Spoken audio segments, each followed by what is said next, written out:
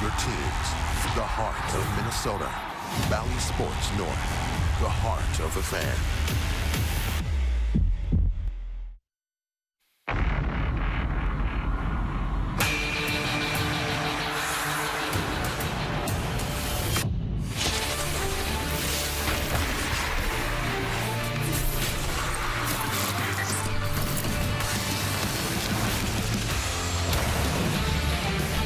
Hockey is back in downtown St. Paul. The Minnesota Wild home opener tonight. An opening week is presented by Indeed. For the first time in 19 months and 16 days, the Wild will play a regular home game in front of a full capacity crowd. And they'll do it against a longtime division rival, the Winnipeg Jets. They were in the Canadian North last year, but back in the traditional Central. And the Jets are 0-2. Will the Wild come home undefeated? With Ryan Carter, I'm Anthony LaPanta. And the Wild 2-0 on the West Coast, due in large part to the play of Kevin Fiala. Yeah, he's been great, Anthony. You know what? He's got to be hungry. He didn't get the long contract that some of his pals did, and that certainly had to disappoint him, but he's channeled the disappointment well. He's put it on the ice. Through 2 games for me, Anthony, he's been the Wild's most notable forward, the most confident with the puck in the offensive zone. He's been on the attack. He's made his line mates better. Hey, listen, if the Wild are going to be good tonight, they're going to need to ride the coattails of Kevin Fiala, because the Jets right now are 0-2. They're a hungry team, and they're going to need him big. The fans are ready here in downtown St. Paul. You can hear them roaring already. It's always a special night when it's opening night. You have the best pizza in town and the worst wait times. Table 4 up. You need to hire. I need Indeed. Indeed you do. Indeed Instant Match instantly delivers quality candidates matching your job description. Visit Indeed.com/hire.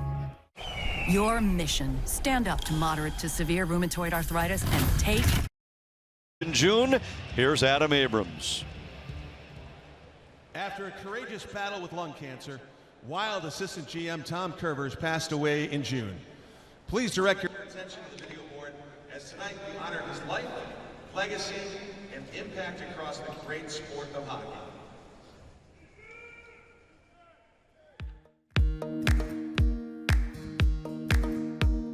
Born and raised in the state of hockey, Tom Kurvers found success at every stage of his hockey career. From the University of Minnesota Duluth, Tom Kurvers. He was probably one of the most gifted offensive hockey players that I ever had a chance to coach. 76 points in 43 games was phenomenal. Tom holds virtually every career scoring record for Duluth defensemen. His senior year was magical. All the team success we had, I think he was the league MVP, the Hobey Baker Award winner, and just had an outstanding college career.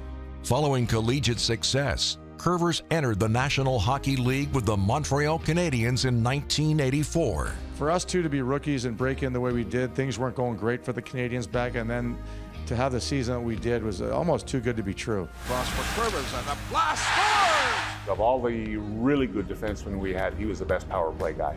There's 2 types of hockey players, the guys who won the Stanley Cup and the guys who wish they did. And Tom and I were part of Group 1. The Canadiens will win the Stanley Cup!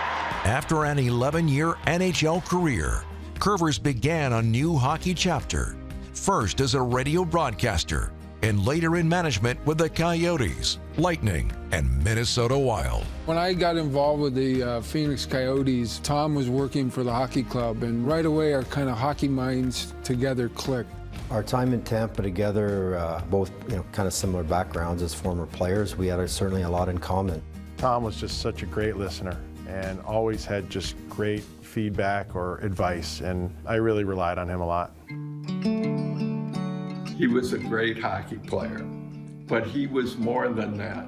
He helped people from all walks of life with whatever problems they may present to him. And as a man, I am so proud of him as his father. I use a handful of words to describe Tom, but the one word that comes to mind above all the rest was humility. Tom led with humility. He had a disdain for arrogance and ego, and if you displayed any of it, you were done. The big thing about Tom was that he cared.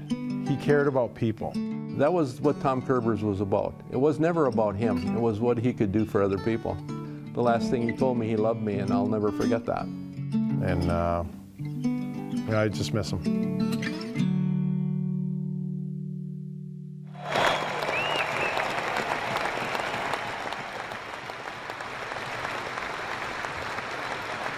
Earlier today,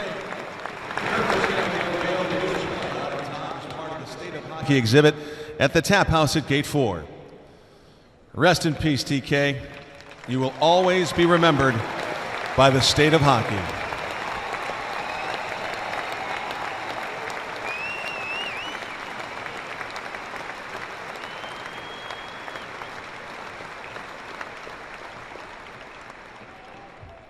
Please remain standing, remove your caps, and welcome John DeCosmaker as he sings "O Canada."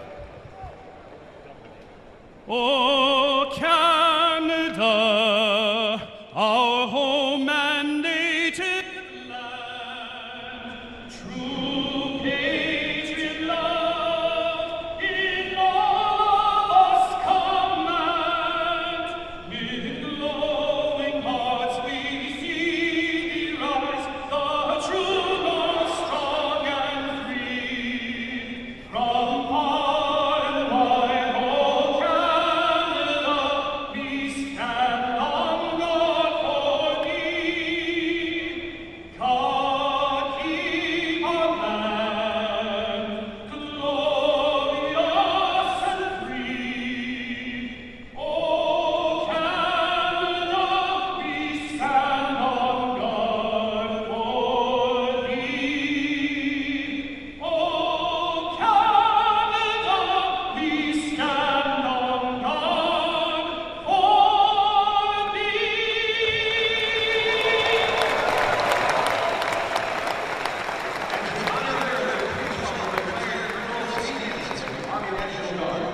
Colonel Hanson's commission in 1989 as a field artillery officer. Deployed to Iraq as one of the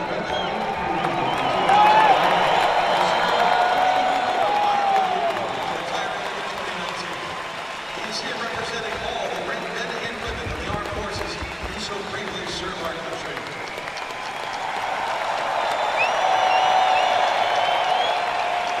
And now, please sing along as John leads us in the Star-Spangled Banner.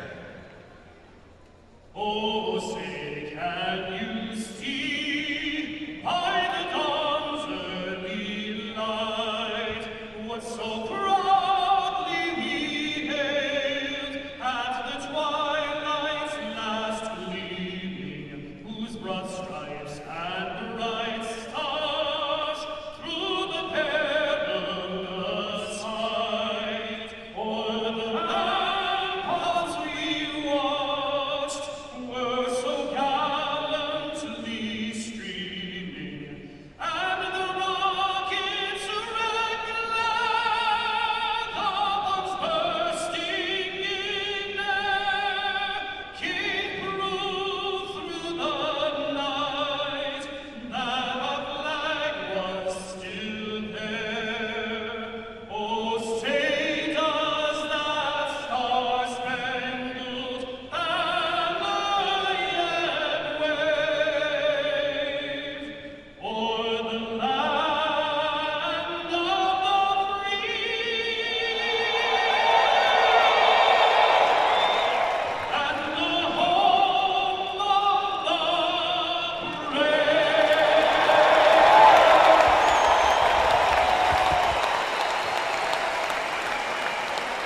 Wild fans, please welcome from Apple Valley, Minnesota, national wrestling champion and Olympic gold medalist, Gable Stevenson. Take it away, Gable.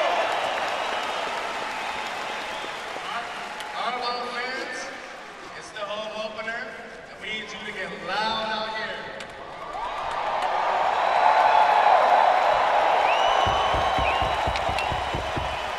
So let's say it with me. Let's play hockey.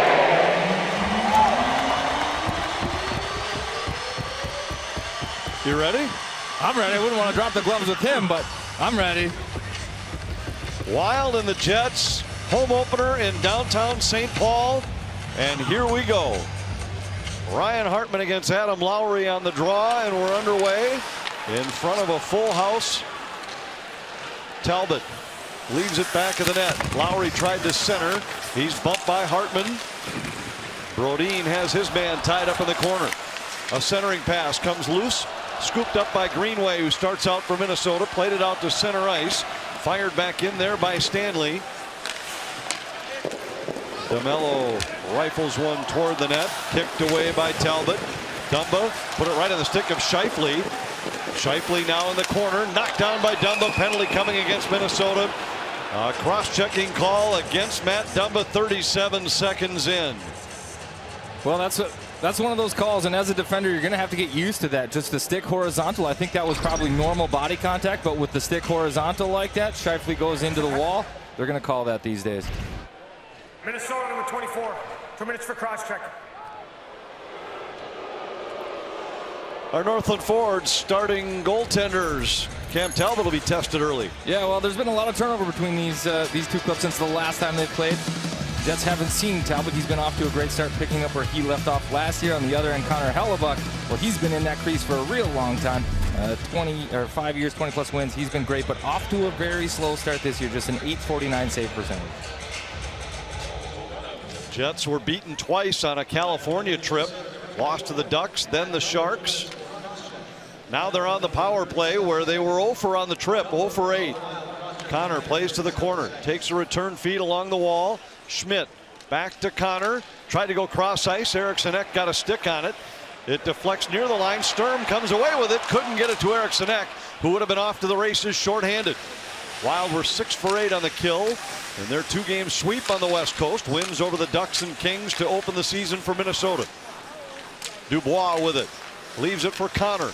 Connor tried to center, again going cross ice, and Eriksson Ek got a stick on it. It deflects up and out of play.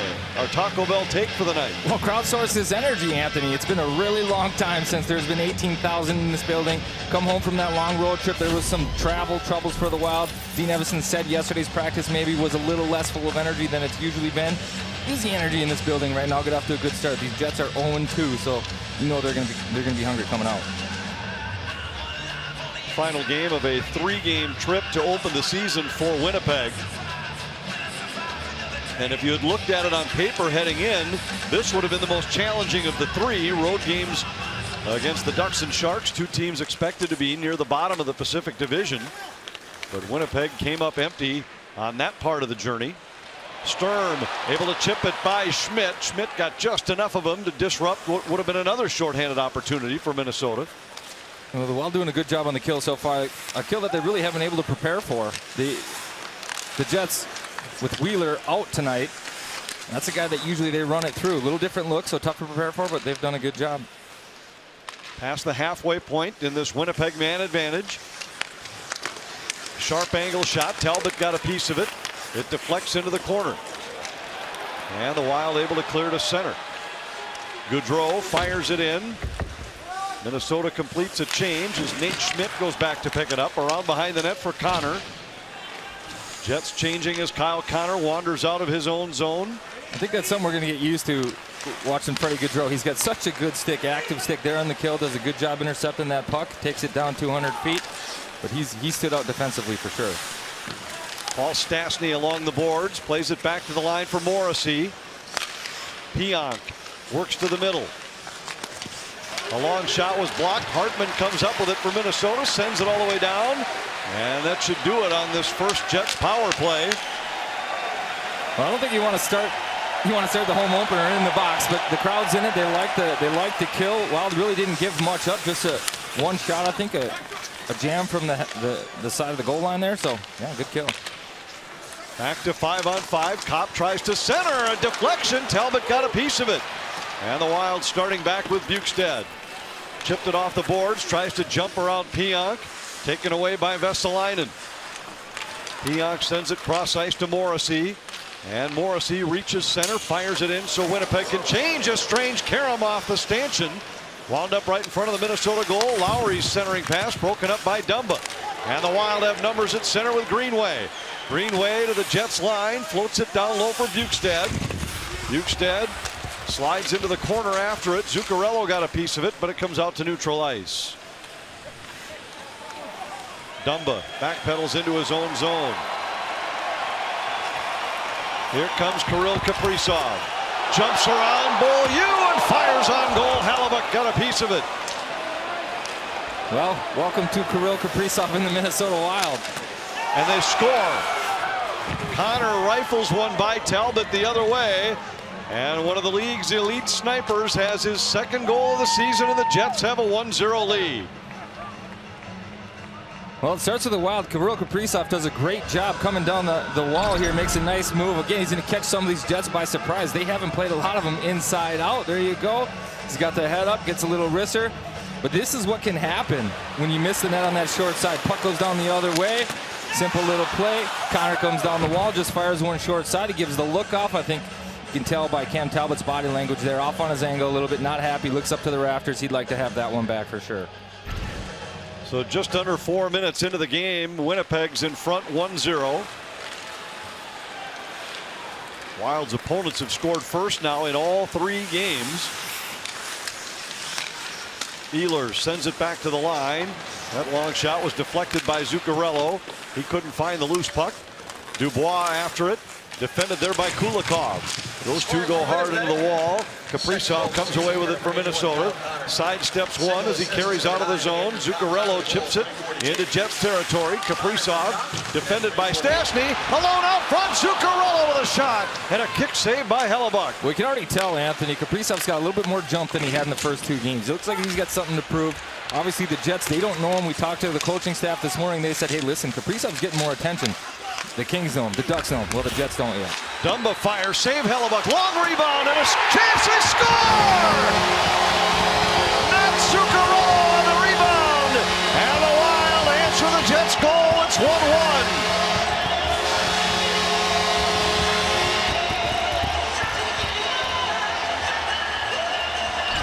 How great is it to hear all the fans in here right now, Anthony? Just a forecheck shift. Kaprizov does a good job winning a puck battle on the half wall. That sets everything up. Eventually, they get the puck to the point. Matt Dumba fires it on net. He's done that so well early on this year. Then the Wild do a job getting to the front of the net. Zuccarello finds some open space. Puck finds his stick. He pots it in the back of the net. And you get Hellebuyck thinking now. We talked to Dean Evason this morning and asked him if he thought he needed more from the top line. They were neutralized by both the Ducks and Kings. He said absolutely not. They just need to keep doing what they're doing. Boy, they had a great start here tonight. Wow. I think you can tell if you've watched the first 2 games that there was an extra step there that Kirill wanted. Yeah, he's got a point in the last couple games, but it hasn't been the dominant fashion that we saw at times last year. Well, so far, first shift is pretty impressive. Dumba down from the point, keeps it in the zone briefly. Riley Nash starts it back the other way. Kyle Connor with a goal for the Jets. Matt Zuccarello with a quick answer for Minnesota. And that's been the story of the season for the Wild this year, the ability to respond when challenged. Opponents have scored first in all 3. Minnesota has scored the second goal in all 3 games. It's tough, Anthony. I feel like we sound like a broken record, but it's true. These guys buy into it. They know how to respond. Yes, you don't want to give the first one up and play from behind, but they have no problem doing it. Kaprizov and Dumba pick up assists on the Zuccarello goal for Minnesota. Pionk with a long shot. That deflects into the corner, and Fiala races out for the Wild. Off the skate of Rask at center, and Pionk sends it back into Minnesota ice. Lowry a long shot. Blocker saved by Talbot. Goligoski has Lowry tied up in the corner. Spurgeon on the loose puck for the Wild. In behind, it's Gaudreau. Rask out to neutral ice. Wild have numbers at the Jets line. Fiala tied up as he entered the Winnipeg zone. Punched toward the net by Spurgeon. Fiala has it off the wall. Fights through a hold by Schmidt. Comes loose at the line. Goligoski. A long shot deflected out front by Sturm. Spurgeon down from the point. Keeps the play alive. Gives to Fiala. Kevin Fiala moves to the middle. Drags for a shot. And it's off a stick and out of play. We get a whistle. A fast-paced start in St. Paul. Matt Zuccarello with the game-tying tally for the Wild. It's 1-1. Dean Evason was asked, outside of the 2 wins, what do you like best about the trip to California? He said the defensive structure. He said the group picked up right where they left off last year. They are a team that does not give up high-danger chances. He said one of the real nice surprises was how well that third set played. Kulikov and Merrill were singled out for being able to go out there in any situation. When I talked to John Merrill today, he said they have instant chemistry. They both like to talk, and combined, guys, they've played over 1,100 hockey games. They've got experience, and they've got savvy, and it's working early in the year for the Minnesota Wild. And Evason talked about the fact that the coaching staff's still learning those guys as well. They're developing chemistry, but the coaching staff's going off of what they heard from others. Now they're starting to learn it firsthand. Kaprizov, a long shot. Rebound opportunity for Eriksson Ek, but he was tied up. Kaprizov on the loose puck, out to Spurgeon. Goligoski fires just wide. Rebound off the end wall. Eriksson Ek got it to Kaprizov in the corner. Out to the line for Spurgeon. Goligoski looking, goes back to Spurgeon. Spurgeon's cut off by Stastny, carries down low. Goligoski tried to redirect out front. Both Wild defensemen down below the goal line. Eriksson Ek with it. Out to Kaprizov, just off the heel of his stick. And that allows the Jets to relieve the pressure. Brendan Dillon comes to the Minnesota line. Well, that's one thing about the Wild game that makes them so dangerous. When they can get 4 or 5 guys involved in the forecheck, get everybody moving, things open up. You saw that there. Ek with the pass nearly connects with Kaprizov. Eriksson Ek able to keep it alive in the corner. Duhaime takes a heavy hit from Beaulieu. Loose puck out front, and Bukestad just couldn't find the handle. Kulikov tried to get it back to Bukestad. Fourth line for Minnesota, so good on the road trip. Bukestad, Sturm, and Duhaime. Here's Kyle Connor. It deflects off the skate. Sturm takes it away. Trying to win the race to the loose puck. Gets tipped back the other way, and Kopp gives it to Connor. In behind, Merrill sweeps it ahead for Kulikov. His pass intercepted by Kopp. Comes free to Connor, who scores again. His second of the night, and the Jets are back in front.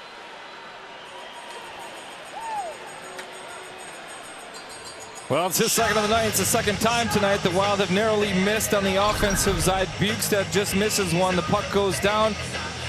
Connor finds himself in soft ice. Just really too far alone. Merrill does his best to try to slide there. I don't think there's any way he was catching up with that one. Connor labels it upstairs. Far too much ice for him in the slot. Puck finds him. He knows what to do with it. Lethal goal scorer. Good shot. One-timer right upstairs.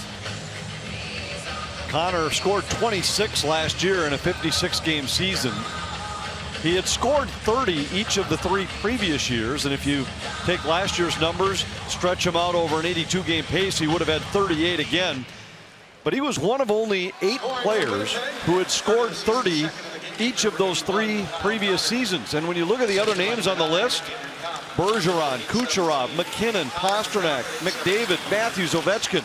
When you're talking about the elite players in the league, I'm not sure a lot of people would recognize Kyle Connor and say he belongs on that list, but he certainly does. Yeah, I don't think they're going to throw him on there, but I think you got to look who he plays with too. He plays with an elite setup guy in Wheeler and Shifley. Those guys will find you, but I don't think you can take away from him the natural ability to score goals. You've seen it. He's got a good shot. He's got the look off. It was accurate. He's got 2 tonight.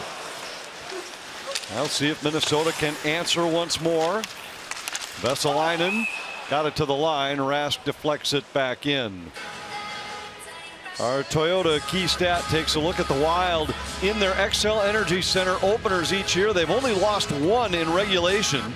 That was a couple of years ago against the Penguins. 15-1-4 overall. A plus 24 goals against. There's always just a little bit of extra energy on opening night in front of your home fans. Yeah, there's no question about it. It's a state of hockey. People love playing here. I should say watching hockey. You love playing here too, especially if you're from here. But no, there is a little extra juice for sure. I think I can feel it in the building right now. I know it's exceptional. It's the first in a while, but no, it's great to be here. Nearing the halfway point of the first period. Been a great pace to this game.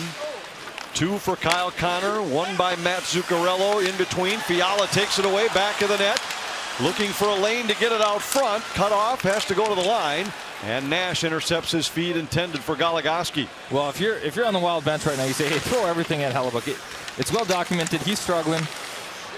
Here comes Pionk moving in. Neil Pionk on the wraparound, and Talbot just got back in time. Wow, what a save that was. Pionk with the wraparound. Talbot, nice athletic move to get the pad. That looked like maybe he was going to be able to sneak that one in. Shifley, hounded by Spurgeon, spins back into the corner. Scheifele centers, and a short side chance is deflected over the top of the goal. Jets with a little activity in the offensive zone here, looking to extend their lead. Kevin Fiala avoids a check as he plays it out to center, and Pierre-Luc Dubois there for the Jets. Finish the thought on Hellebuck, if I've got a second here. Hey, he just doesn't look comfortable with the puck. Turnover there. Eriksson Ek with it for Minnesota. Got it to Zuccarello. Zuccarello flings it in, but it hits the curved glass. We get a whistle with the Jets leading 2-1, and only 2-1 when Cam Talbot comes up with a big save on the wraparound.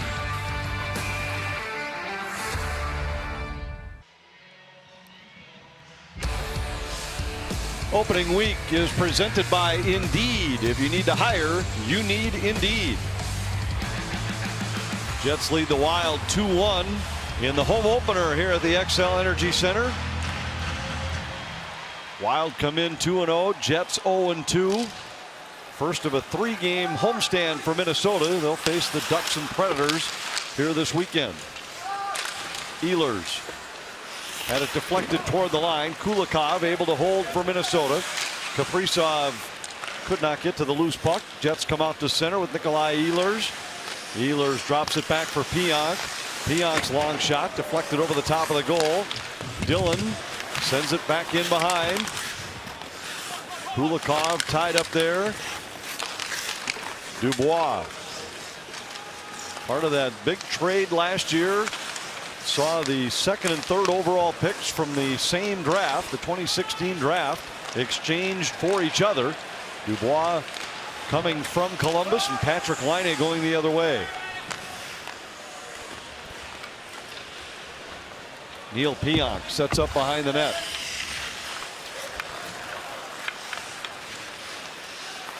Schmidt out to center. Connor relays to the Minnesota line. Kopp fires it in, and Talbot sends it around the boards. Kopp tried to center. Scheifele denied on a sharp angle shot. This line's had some good looks for the Jets, and as Ryan mentioned earlier, they're playing without Blake Wheeler, their normal line mate. Here's Nico Sturm moving in for a shot, and that's deflected up and over the top of the goal. Long shot saved by Hellebuck. Duhaime on it. Out to the line. Dumba's shot blocked. Duhaime keeps it alive. Bukestad tried to get it to Sturm, and Connor able to knock it out to neutral ice. That line, Anthony, I mean, they've just moved the puck so quickly in the zone. When they get it, they know where their guy is with open space. A quick little one-touch. Wild can't adjust in time. That Scheifele line close again. Freddie Gaudreau moves in for Minnesota.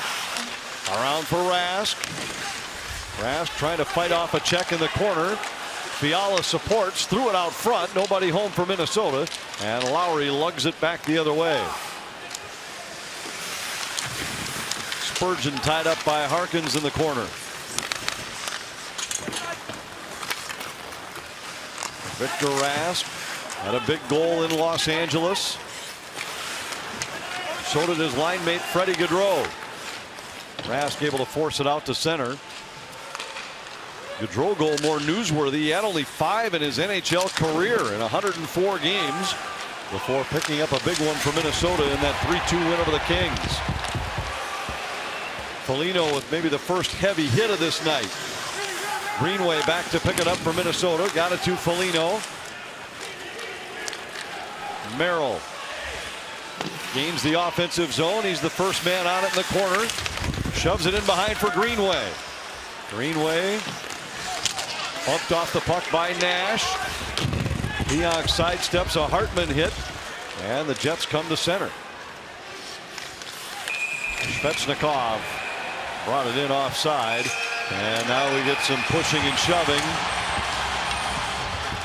Foligno trying to ignite things for Minnesota with physical play. We've seen that already this year. Yeah, things are calming down.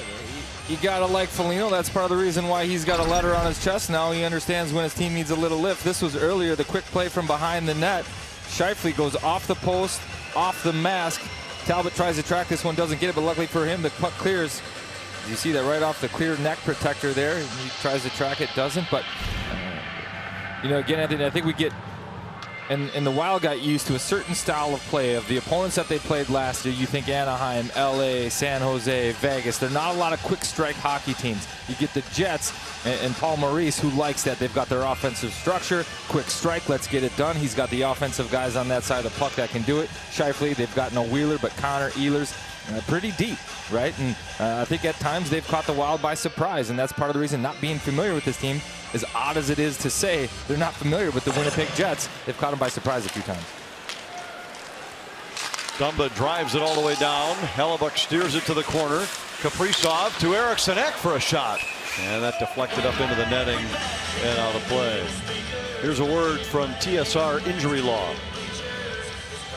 Hey sports fans, if you've been injured, call us right now for a free consultation at 612-TSR time. This is the first of 4 meetings between the Wild and the Jets.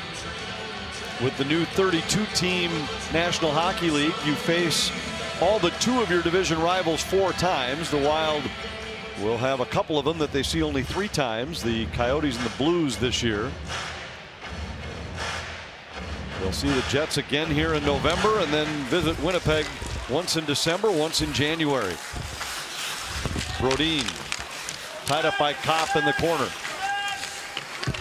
Eriksson Ek trying to dig it loose. Nate Schmidt comes away with it. Schmidt, the St. Cloud, Minnesota native, on his 3rd team in the last 3 years. Last year in Vancouver, year before that in Vegas. Eriksson Ek to Zuccarello. Back to Eriksson Ek, driving the middle. Eriksson Ek in! And he could not come up with it on the backhand. A solid move by Eriksson Ek, but just couldn't find it on the backhand to be able to slide it by Hellebuck. Zuccarello with it. Zuccarello moves in. Cut off by Morrissey. Hooked by Morrissey. Penalty coming against Morrissey. And the Wild will go on to the power play with a chance to tie the game. Joel Eriksson Ek just missed moments ago for Minnesota. Couldn't find the handle on the backhand, but the Wild to the power play next.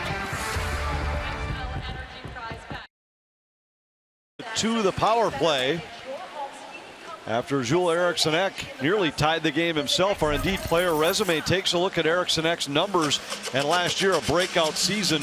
If he had played a full 82 at that pace, he would have scored 28 goals. Well, I'll tell you what, and the question is, can he do it again this year? Obviously missed that opportunity. Grade A wide open net there, wants that one back. But the answer is yes, and it's because of this right here. He's on PP1 last year. All of his goals 5-on-5, or I should say at even strength. Now he's getting a chance with the power play extra man. He's going to get a ton standing in front of that goaltender. 19 goals last year for Eriksson Ek. He had 24 in his career prior. Minnesota on their first power play of tonight's game. 1 for 6 so far this season. Kevin Fiala starts ahead. Drops to Spurgeon.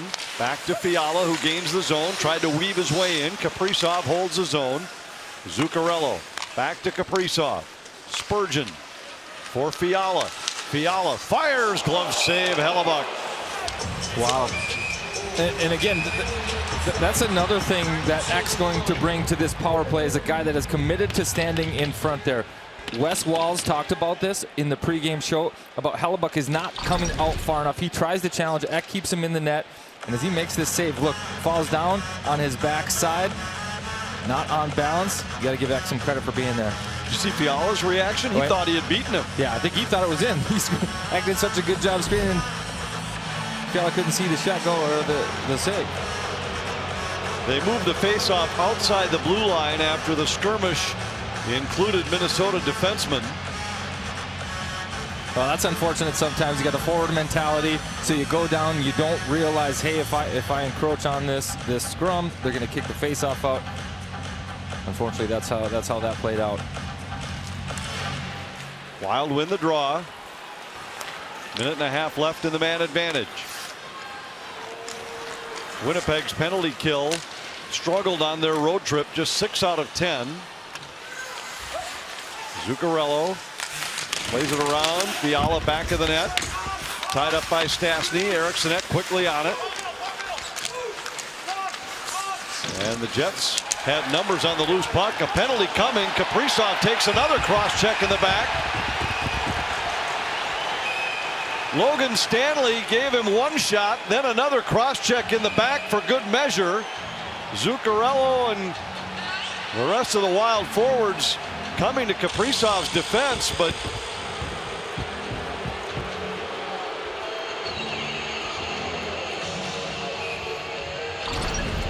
I think they might be taking both of them here.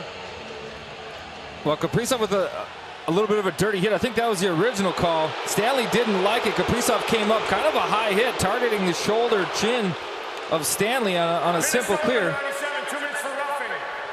And Kaprizov gets the only penalty, so the retaliatory cross-check by Stanley not called. How much do you love Zuccarello? Sees this go on. He's in the corner, watched it all. Stanley gets up, and look who comes in on defense. It's Zuccarello. I got him. Nah, and that's the right call. Elbow came up. You know, that one's a little bit. That one might be reviewed. Stanley does a good job, maybe selling it.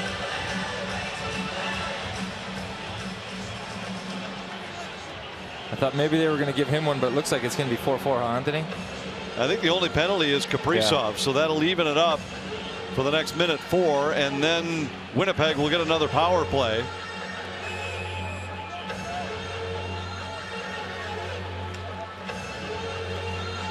First penalty of the year against Kaprizov.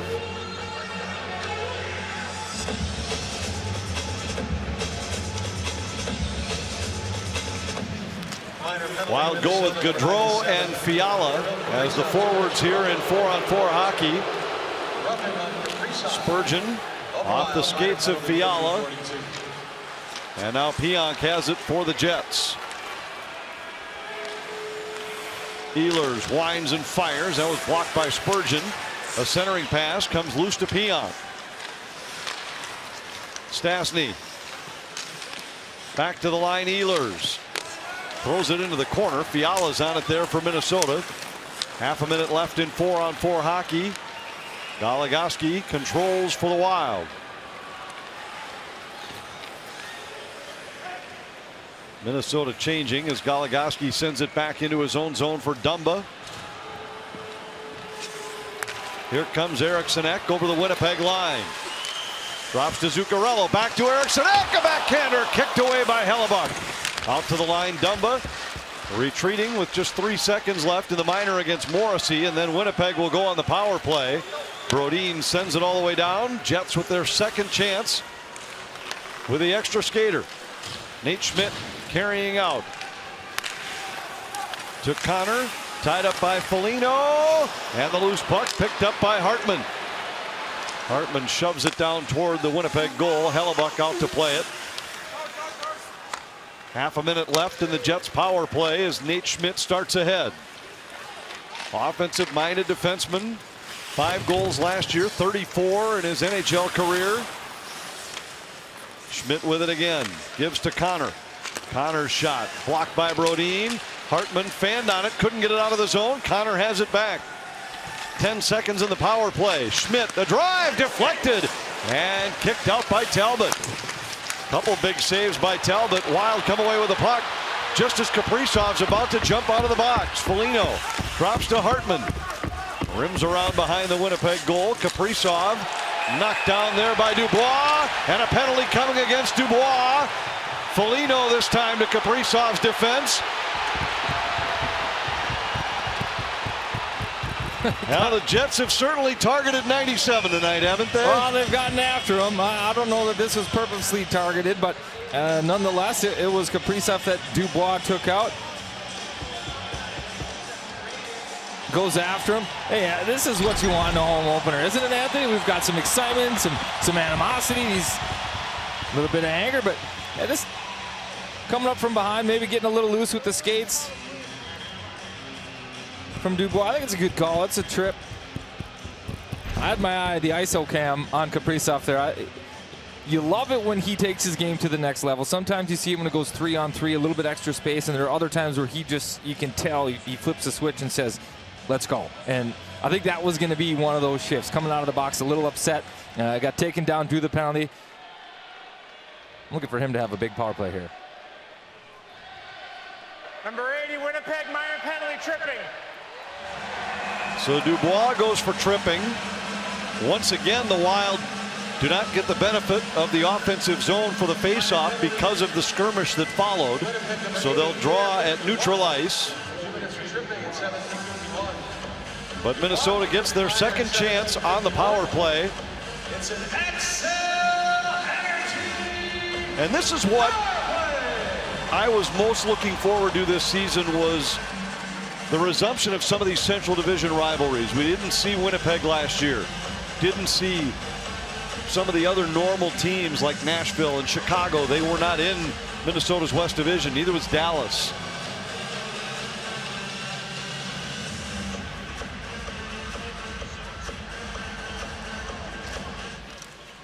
Face-off controlled by Minnesota, and the Wild embark on their second power play of the night.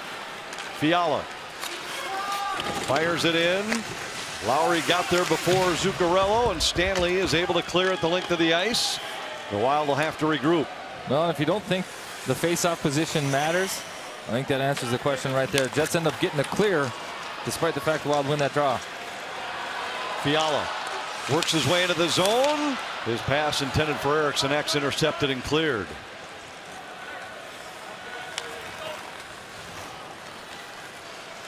Zuccarello throws it across. Kaprizov controls. Fiala drops to Spurgeon, fakes the shot. Zuccarello's shot deflected. Eriksson Ek scores!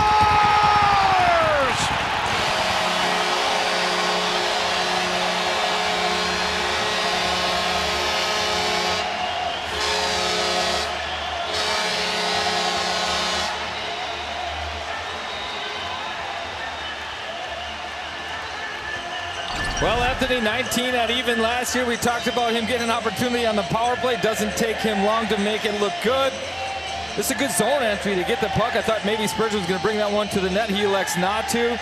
A broken play. Hellebuck, again, the sign of a goalie struggling a little bit. Doesn't do a good job. No push to get over, seal that post. Ek just throws one on there, hoping to get a good carom. He gets exactly that up over the pad of Hellebuck, and he gets his first power play goal of the year. First goal of the year, Anthony. He's off and running. And now we drop the gloves. Foligno for Minnesota. Brendan Dillon for the Jets.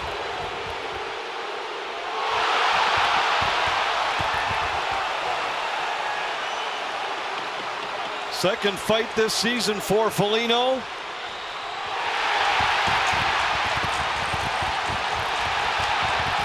Ooh, a couple of solid shots in this one. A heavyweight bout, to say the least, that started with a pretty interesting jump move for Foligno. Oh.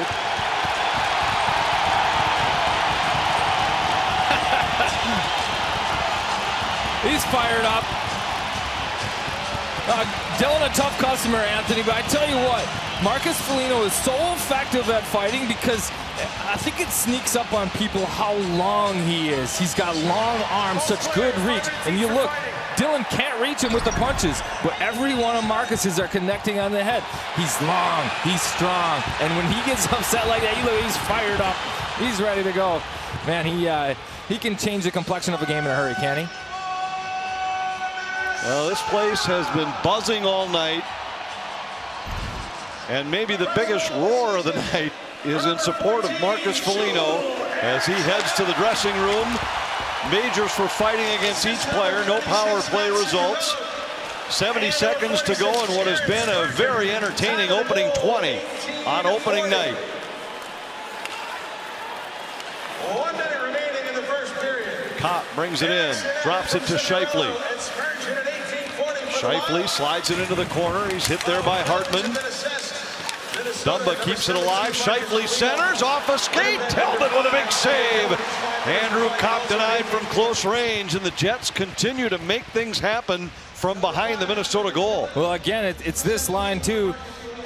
Scheifele, Kopp, Connor, they're making quick little plays behind the net. Scheifele, no look. I mean, he's actually got nobody there. It's just, you can tell it's systemic. Put the puck to that area, get a body there. This one ends up on Kopp's stick.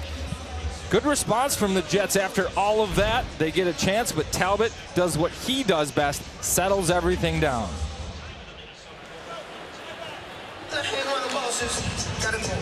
46.5 to go in the period. Ehlers threw it toward the net. Dubois was in check.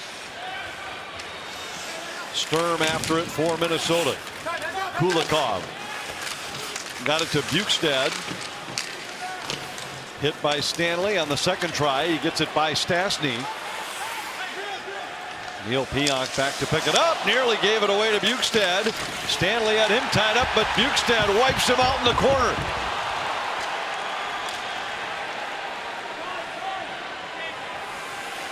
Merrill back to retrieve this puck. Both teams change. 10 seconds left. Twice the Jets had a 1-goal lead. Twice the Wild have answered. And the fireworks are just beginning. Anthony, can we decline the intermission? Let's keep this going. What a first period. We've got goals. We've got fights. There's people in the building. This is fantastic hockey. Wild fans here are getting to show a good game 2-2. Game tying goal was a power play tally for Jules Eriksson Ek. He'll chat with Kevin Gord next. Wild and Jets even at 2 on opening night. North is brought to you by Menards. Save big money at Menards on all your home improvement needs. By Northland Ford. Visit buyfordnow.com and your local Northland Ford dealer today. And by TSR Injury Law. Put their winning team to work for you. Call 612-TSR-TIME. A wild first period in downtown St. Paul sees the Jets and Minnesota deadlocked at 2. One of the goal scorers with us is Jules Eriksson Ek. This crowd is bursting tonight. There's all kinds of action. How do you keep your emotion in check and feed off this crowd the right way? Yeah, no, it's great. I think our start, we maybe held our sticks a little bit too tight, and now I feel we got going at the end. Moose really picked us up there with that fight, and just trying to give the crowd a great game. Unlike the Kings and Ducks, this Jets team really likes to push offensively. What must you do as a group now to slow them down in periods 2 and 3? Yeah, I think we have to play fast. We can't hold on to the puck too long, and trying to stay close to each other to help each other out and give ourselves opportunities to play around the puck and keep the pressure away. Congrats on the goal. Enjoy this game. Thank you. Jules Eriksson Ek and the Wild deadlocked at 2 after the first 20. When we come back, we pay tribute to the life and the legacy of the great Tom Curvers. Restructured pork patty sandwich. Here to honor Tom Curvers, we lost at age 58 this past summer after a long battle with lung cancer. Here's a look back at his brilliant life. Born and raised in the state of hockey, Tom Curvers found success at every stage of his hockey career. From the University of Minnesota Duluth, Tom Curvers. He was probably one of the most gifted offensive hockey players that I ever had a chance to coach. 76 points in 43 games was phenomenal. Tom holds virtually every career scoring record for Duluth defensemen. His senior year was magical. All the team success we had, I think he was the league MVP, the Hobey Baker Award winner, and just had an outstanding college career. Following collegiate success, Curvers entered the National Hockey League with the Montreal Canadiens in 1984. For us two to be rookies and break in the way we did, things weren't going great for the Canadiens back, and then to have the season that we did was almost too good to be true. Cross for Curvers and the blast scores! Of all the really good defensemen we had, he was the best power play guy. There's 2 types of hockey players, the guys who won the Stanley Cup and the guys who wish they did. And Tom and I were part of Group 1. The Canadiens will win the Stanley Cup! After an 11-year NHL career, Curvers began a new hockey chapter, first as a radio broadcaster and later in management with the Coyotes, Lightning, and Minnesota Wild. When I got involved with the Phoenix Coyotes, Tom was working for the hockey club, and right away our kind of hockey minds together clicked.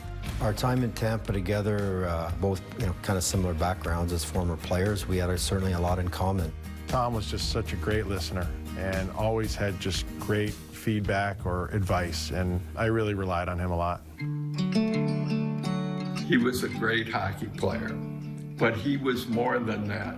He helped people from all walks of life with whatever problems they may present to him. And as a man, I am so proud of him as his father. I use a handful of words to describe Tom, but the one word that comes to mind above all the rest was humility. Tom led with humility. He had a disdain for arrogance and ego, and if you displayed any of it, you were done. The big thing about Tom was that he cared.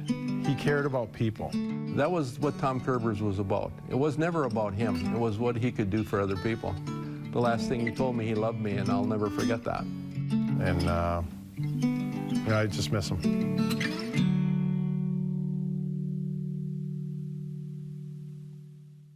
Paul, what a start to the home season for the Wild. This period had plenty of excitement as you check out our Menards game reset. Yeah, I mean, it looks pretty even on paper. It's pretty even out there, too, aside from maybe the fight. Marcus Foligno, boy, not a lot of energy in the building right now. Very exciting, good hockey game. Man, looking forward to what's next. We'll have the second period face-off in this battle between the Wild and the Jets next.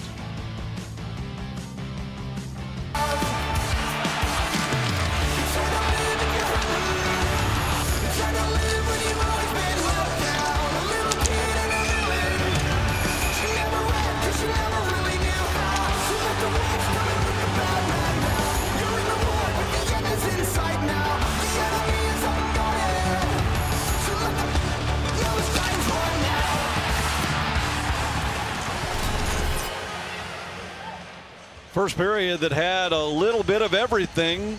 A lot of offense, great pace, 4 goals, a fight. And we start the second even 2-2 in the home opener here in downtown St. Paul. The Wild have faced the Jets one other time in their home opener. They beat Winnipeg here a few years back, 4-3.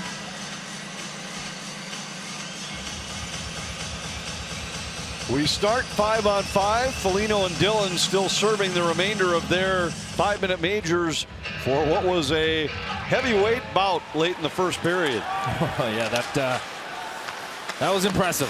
How about the jump punch, Anthony? The jump punch, I hadn't seen that before. New trick. Anybody ever hit you with the jump punch? No, but Marcus has hit me with a punch before. And it was, wasn't it a one-punch fight? Yeah, it was a death blow. Thanks for bringing it up. Vasalainen dumps it in. Well, actually, you brought it up. I was just asking for some clarification. Well, when I was talking about Dillon, knowing what it's like to be the shorter of the two in a fight with Marcus, that's experience. At least your nose is crooked for a good reason. Yeah, he didn't catch that. Amazingly. Face off here in the Minnesota zone. 24 seconds into the second period. 2 goals for Kyle Connor in the first period for Winnipeg. Minnesota got goals from Matt Zuccarello and Jules Eriksson-Ek.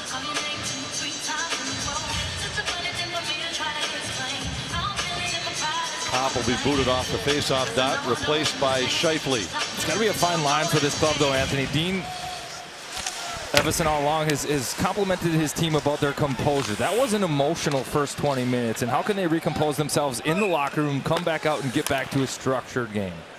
I mean, I think you'd love to ride the emotion of that and just completely send it, but at the same time, I think the strength of this club is in their composure and their ability to play a system. So love everything that took on the first 20, but settle things down and get back here again. After an icing call, it's an offensive zone face-off for Winnipeg. Scheifele now on his strong dot will take the face-off, wins it cleanly. Schmidt with a shot. It was blocked on the way. Hartman starts ahead, tipped in by Fiala. He's bumped by Morrissey. Greenway there, centered for Hartman, and he couldn't pull the trigger. Pass seemed to catch him on the heel of the stick. Kopp dumps it in. Stripped away by Greenway, who starts ahead for Minnesota. Fanned on it as he tried to clear. Scheifele works around one man, tied up by Eriksson-Ek. Back to the line. Beaulieu across for Pionk, a shot. That was blocked. And then Pionk dumps it in. Spurgeon shaken up, slow to his feet. Wants to get to the bench, but has to make sure things are safe first. Now he will head to the bench. Takes a shot from Scheifele in the backside as he does. I actually think Scheifele was giving him a boost back to the bench. I think that was a show of good sportsmanship. But Spurgeon, I think, took that shot from Bulio right. I don't know if it was the ankle or the knee, but right on the inside. Talbot sends it around, and Zuccarello controls. Has Kaprizov with him at center. Flips to the corner. Kaprizov in.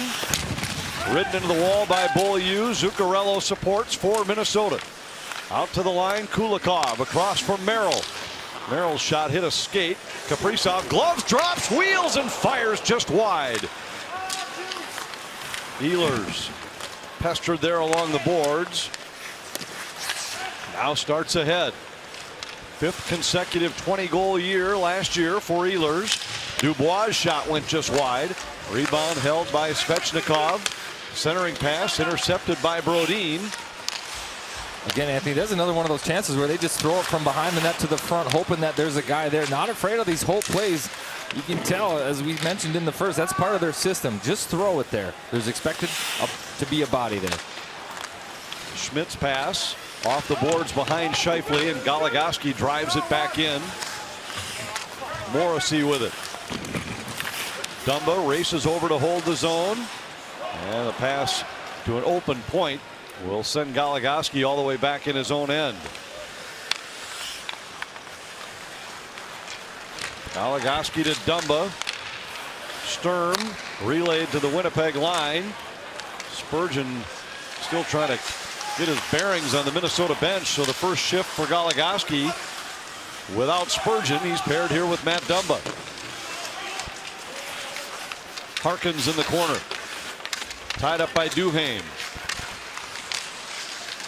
Out to the line, Stanley. His shot went just wide. Lowry back of the net. Vesalainen there to support. Sturm couldn't get it by Stanley, but Duhaime will. Back for Sturm, just behind him. It was deflected, so there's no icing. Wow. Duhaime, he had Sturm streaking. He knew it too, but the Jets just get a piece of it. Break that play up.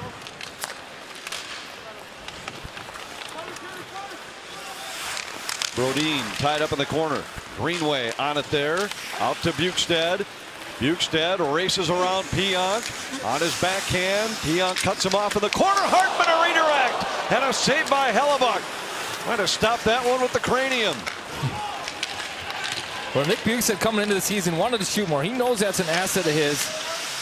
Penalty coming against Minnesota. And we get the whistle. And an interference call that will put the Jets on the power play. Minnesota minor penalty slashing. Slashing the call.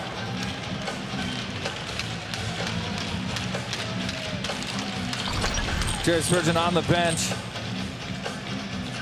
This one he takes one right off the knee. Sometimes you get that puck on the inside of the shin pad, hits that MCL, just kind of shuts it down. I think he'll be okay, but those ones sting for sure. This is Bukestad with a good play. Wins that battle on the wall, throws it at net. Hartman, good spot. Nice redirection, but then Hartman in his own end goes and slashes right on the hands. Again, you got to be careful with those sticks, especially early on in the season. Jets get their third power play. 0 for 2 so far in this game. 0 for 10 on the season. The Jets have actually been pretty good at even strength all year. It's been their special teams. 0 for 10 on the power play and just 5 for 12. Or excuse me, 7 for 12. Their opponents are 5 for 12 on the power play themselves. Well, they had a 23% power play last year, so I mean, they've got all the tools and the guys to be able to execute on it. You don't want to keep giving these opportunities 3 through the first 25 minutes of the game's too much for these guys for sure. You like them guessing and saying, hey, we're doing the right things, we're just not executing right now. You don't want to let them get off that train. Coming into tonight, they were one of 4 teams sitting at 60% for combined special teams. That was the worst number in the NHL.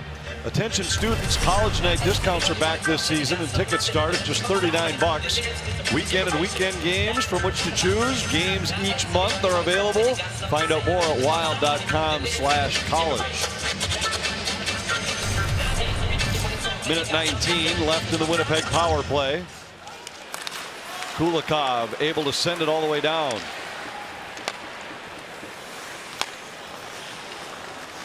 Neil Pionk starts out. 32 points in the 54 games he played last year. Morrissey couldn't hold the zone, and Pionk has to come back to pick it up.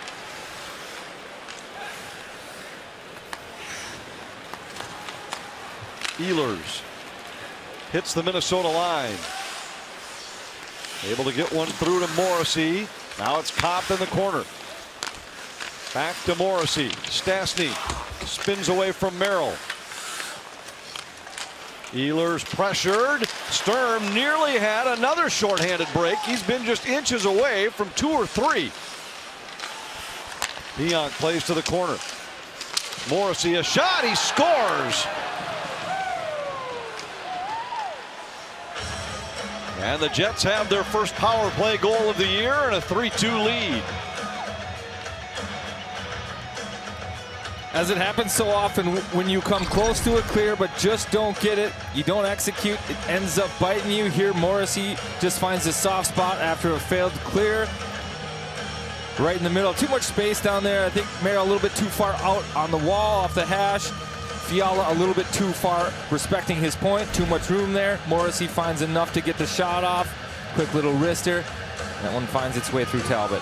It looked like it was deflected on the way, and his stick might have been disrupted a little bit to make it flutter as well, but it looked like it hit Kulikov on the way in. Yeah, exactly. I think it was deflected, but for sure a breakdown on the kill. A little bit too much space in the middle there. They've got to tighten that up. Assisted by number 25. So for the third time tonight, Winnipeg leads by 1. Talbot makes a pad save on the next chance. Dillon with a shot. That goes just wide. Vesalainen in behind. Harkins is there. Stripped away by Zuccarello. Zuccarello comes to center. Plays into the corner to Kaprizov. Tried to go back to Zuccarello. And the Jets clear. This won't have enough steam on it for icing. Talbot sends it ahead for Zuccarello. Zuccarello in.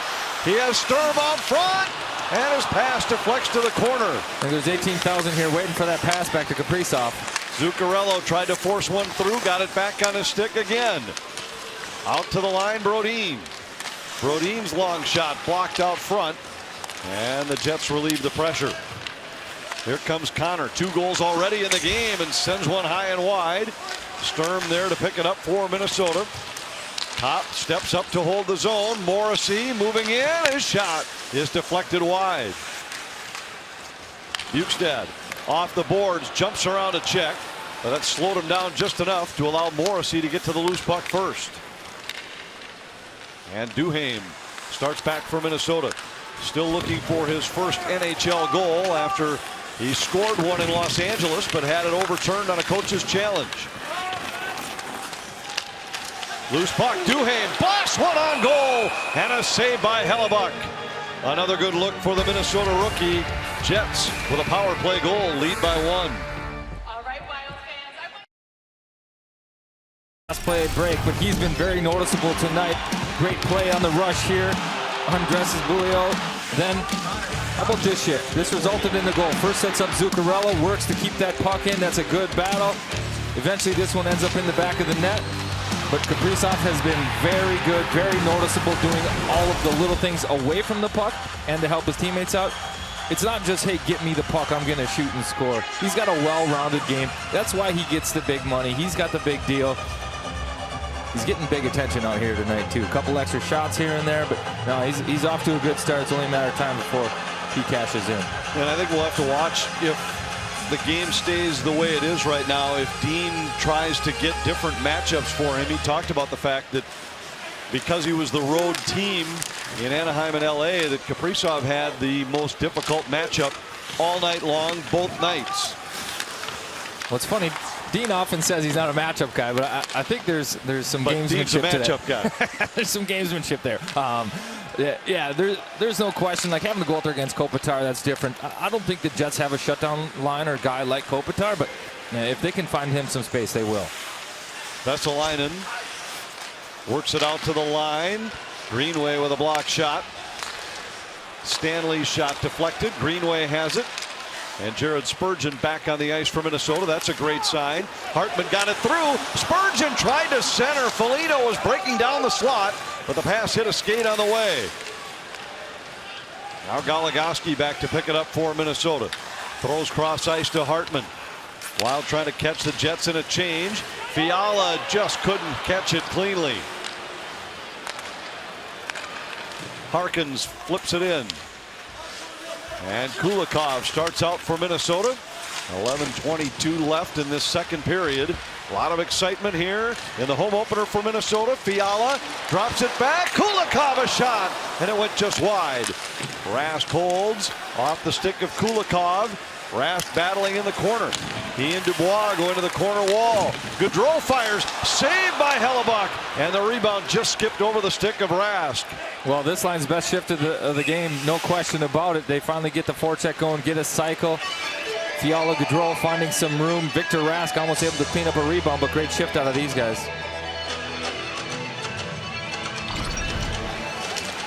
Let's see attack out of the corner. Victor Rask, who's off to a hot start this year. Good support by Fiala. Finds Gaudreau with a quick shot there. Good soft spot. That's how Gaudreau got his goal last game.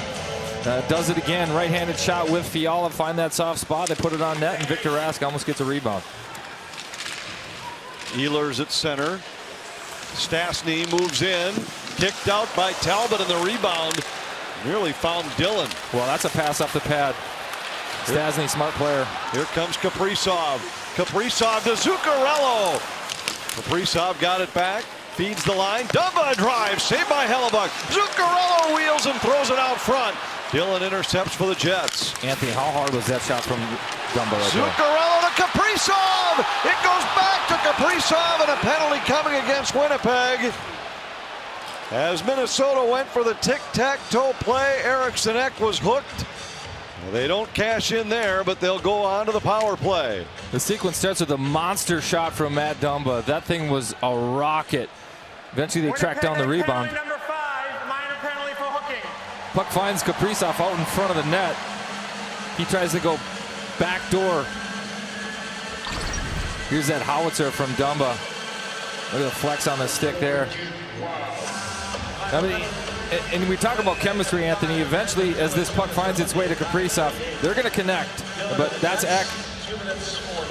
He tries to go. I don't know if he's trying to go back to Kaprizov there or put him back in that. I think he's trying to shoot that one.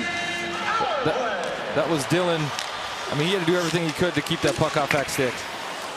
91 miles an hour on that shot by Dumba that started the sequence. Here's Spurgeon. Wild on the power play. Fiala's shot off the end glass. And the Jets able to get a clear. Third power play chance for Minnesota. 1 for 2 so far. The power play tally for Eriksson Ek. Wild looking for their third tying goal of the night. Fiala moves in. Eriksson Ek throws it around. Zuccarello finds it at the half wall. Off the boards for Spurgeon. Fiala centered. It was deflected. Now Kaprizov with it. Into the corner, Zuccarello. Back for Kaprizov. His pass intercepted. So one thing I want to see from the Wild power play, Anthony, is it run on Kaprizov's side a lot. I feel we see Kevin Fiala going north, shooting pucks at the net. Let's see Kaprizov's side there, just standing still a little bit. Jets get it, but I think that's the key to their success here tonight. Keep it on Kaprizov's side. Fiala's pass there, bit of a miscommunication, turnover. Pionk has his shot deflect to the corner. 47 left in the power play. Foligno for Zuccarello. Try to go back to Foligno, and the Jets clear once more. And the Wild having trouble gaining the zone here on this power play. Well, you got to give the Jets some credit. They're working, they're moving. There's not a lot of room. Wild are trying to make their plays, but the Jets are forcing them with good support all over the ice. Hartman around behind, too far for Gaudreau, but Goligoski gets there to Dumba. Moves in, fires. That just missed. Long rebound controlled by Stastny. 15 left in the power play. Goligoski tried to shove it ahead. And now Dumba has it for Minnesota. Final seconds of the Wild power play as Dumba races through neutral ice. Gaudreau to Foligno. Back to Dumba. And his redirect is covered by Hellebuck as the power play expires. Minnesota with a good look just as we went back to even strength. But Hellebuck stops the deflection by Dumba. And the Jets remain in front 3-2.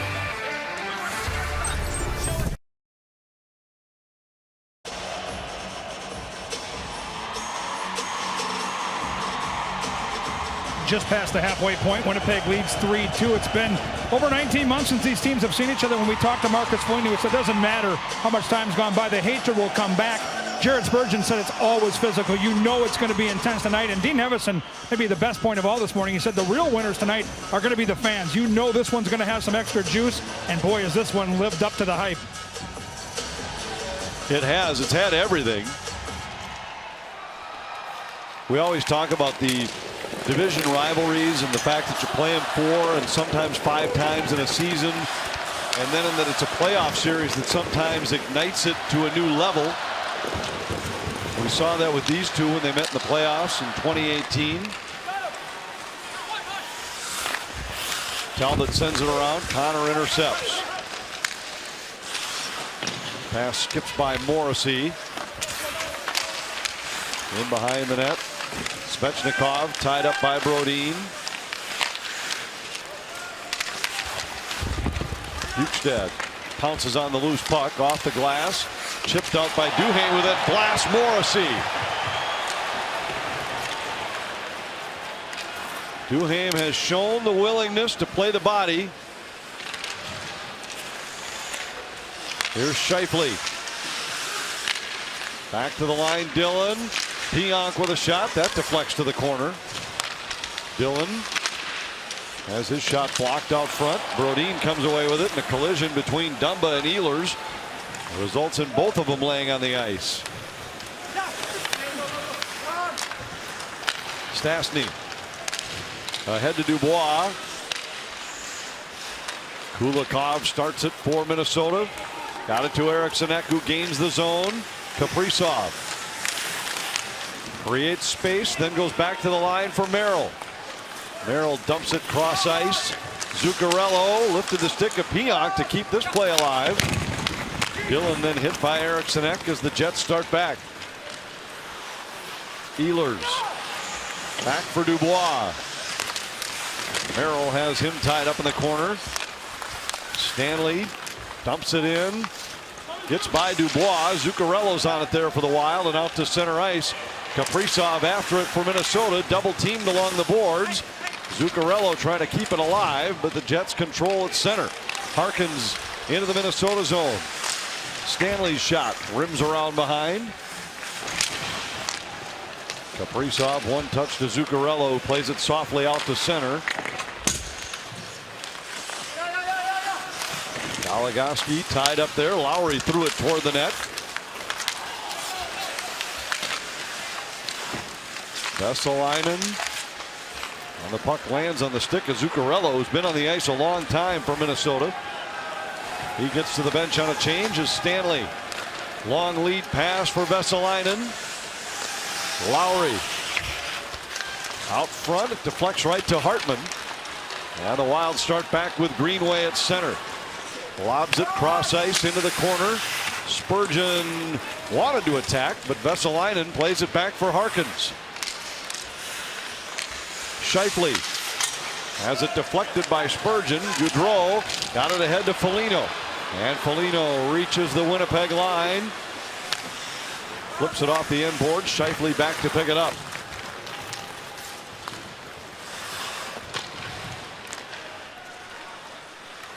Kopp to Scheifele. Back for Kopp, who's fit in nicely on this top line in the absence of their captain, Blake Wheeler. Yeah, he has, Anthony. Part of the reason for their success is that line is really spreading the Wild out, especially in the neutral zone. It's one breakout pass covering 2 zones, and then it's off to the races. Gaudreau and Rask trying to keep it alive. Rask emerges, fires, and a save by Hellebuck. We've seen plenty of physical play in this battle between division rivals, including from the rookie, Brandon Duhaime. Playoff series in 2018, our Geico Stats Made Easy. That was a 4-1 win for Winnipeg that gave them 8 wins in a 10-game stretch in the head-to-head meetings. Since that time, the Wild have turned this series around. They've won 6 of 8. Well, I think that's what a playoff series can do, Anthony. I mean, those are the ones that count. And you come up playing spirited hockey, you circle that one on the calendar, and you say, hey, we've got to bring it to these guys. And I think the Wild have done that. Gaudreau tied up by Dillon. Lowry tried to get it ahead to Svechnikov. Icing waved off. Brodin forced to play it. Brodin to Fiala. Pionk able to hold. Brodin tried to chip it by Svechnikov. And now Rask comes to center. Hellebuck back to the net to play it. Rask got a skate on it. Chips it off the boards for Fiala. He withstands a hit by Dillon. Brodin back to claim it and sends it across to Dumba. Here comes Duhaime for Minnesota. Duhaime fires, saved by Hellebuck.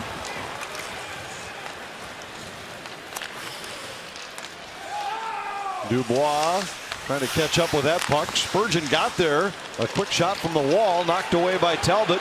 And Bukestad leads a 3-on-2 for Minnesota. Duhaime to Bukestad. He fires, saved by Hellebuck. Rebound off the side of the net. Duhaime trying to jam it in. It was almost an identical spot from which he scored against LA. Only to have it overturned by challenge. This time Hellebuck able to keep it out of the net. Perfectly executed 3-on-2. They kick the puck wide. Duhaime able to get this one. Drops it to Bukestad. Fires this on net. Nice rebound. Traffic in front. Jared Spurgeon taking a swipe, but Duhaime does a good job sitting there. Doesn't give up on it as the puck sits on the net. But you're right, Anthony. That is almost a carbon copy of the goal they disallowed. Hey, if at first you don't succeed, try again, right, Anthony? Now the puck's sitting there, but hey, Hellebuck doesn't have it, and there's no whistle, so stick on it. And I'm not sure how you see the ref on the backside looking for the whistle. There's no chance he could see that puck, but somehow he knew it was still available. Duhaime impressed the coaches right from the start of camp with his willingness to go to the net. I think what he possesses is an eagerness to be coached and a willingness to play coachable hockey. Hey, listen, this is a system. This is a role. They score! It's deflected in. Zuccarello got a piece of it. May have gone in off of his hip. But it's a tying tally for Minnesota. And it's 3-3.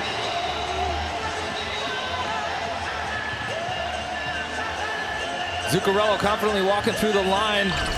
The play in the zone starts on a face-off win, but just Goligoski in a good spot.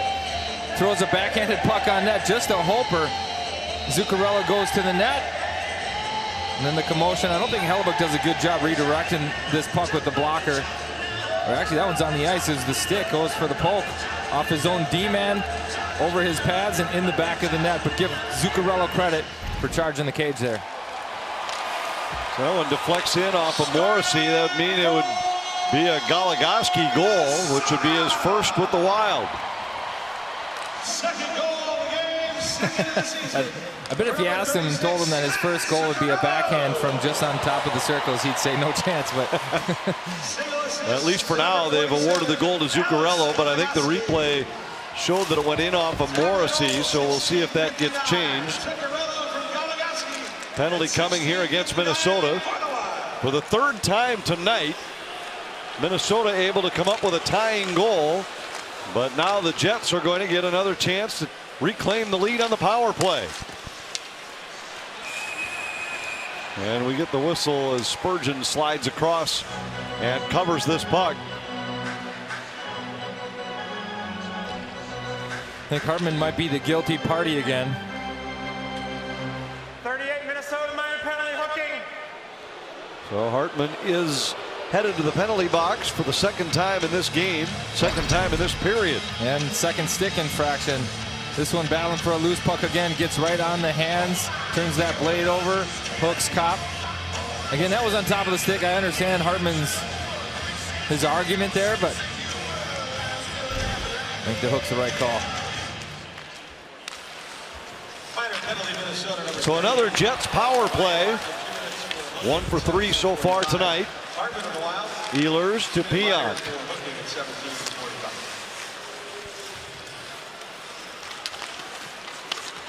Ehlers has it along the boards.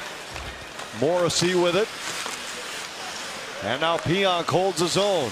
Sturm and Eriksson Ek, the forwards on the kill for Minnesota. Ehlers back to Pionk. Morrissey cut off by Merrill. Goes down low and a centering pass for Kopp. Just missed. Sturm applying pressure. He's the only one who's able to get to the bench for a change. Kopp back in for Winnipeg. To Stastny, but Kulikov will send it all the way down, and Minnesota will be able to get the other 3 penalty killers changed. Well, the Jets get set up, but the Wild really don't give them anything there. Just keep them to the outside. Good job with their structure and the down ice pressure. Connor races in, dropped it for Scheifele. And now Fiala able to jam it up the wall, but Schmidt starts it back the other way. Connor in for Winnipeg. Back to Schmidt. Across Scheifele, a drive, and that just missed. He had a lot on that one. Yeah, he did. He had that far side of the net, too. Talbot sliding over. I think his eyes were taken away. That far side was there, but he missed the cage. Half a minute left in the power play. 44 in the period. Greenway disrupts the zone entry. And Schmidt will have to regroup. Each team scored twice in the first. Each team has scored once so far here in the second. Dubois back for Nash. Foligno knocks it off of his stick. Connor has it along the wall. 5 in the power play. Brodin carries for Minnesota. It could be a 3-on-2 as Hartman jumps out of the box. He takes the drop from Foligno. Brodin! Saved by Hellebuck! Now they score, but it's waved off. What a move by Brodin, and Hellebuck somehow got the pad on it. The officials will confer. I don't believe the whistle had blown before this puck wound up in the net, but they may have intended to blow it. Right, and that's the rule. It's the intention to blow. The call on the ice is going to be critical here. Before they conferred, it was certainly a no-goal call. Emphatic no-goal call. But what a fantastic play coming out of the box. Heads-up hockey. Brodin gives it to Foligno. Foligno with the wherewithal to know Hartman's out of the box, coming, drop pass. Nice feed over to Brodin. As we can see right here, this puck is under him. Clearly visible because Hartman knew right where to go. We didn't hear a whistle. They're talking. It's clearly under Hellebuck there, but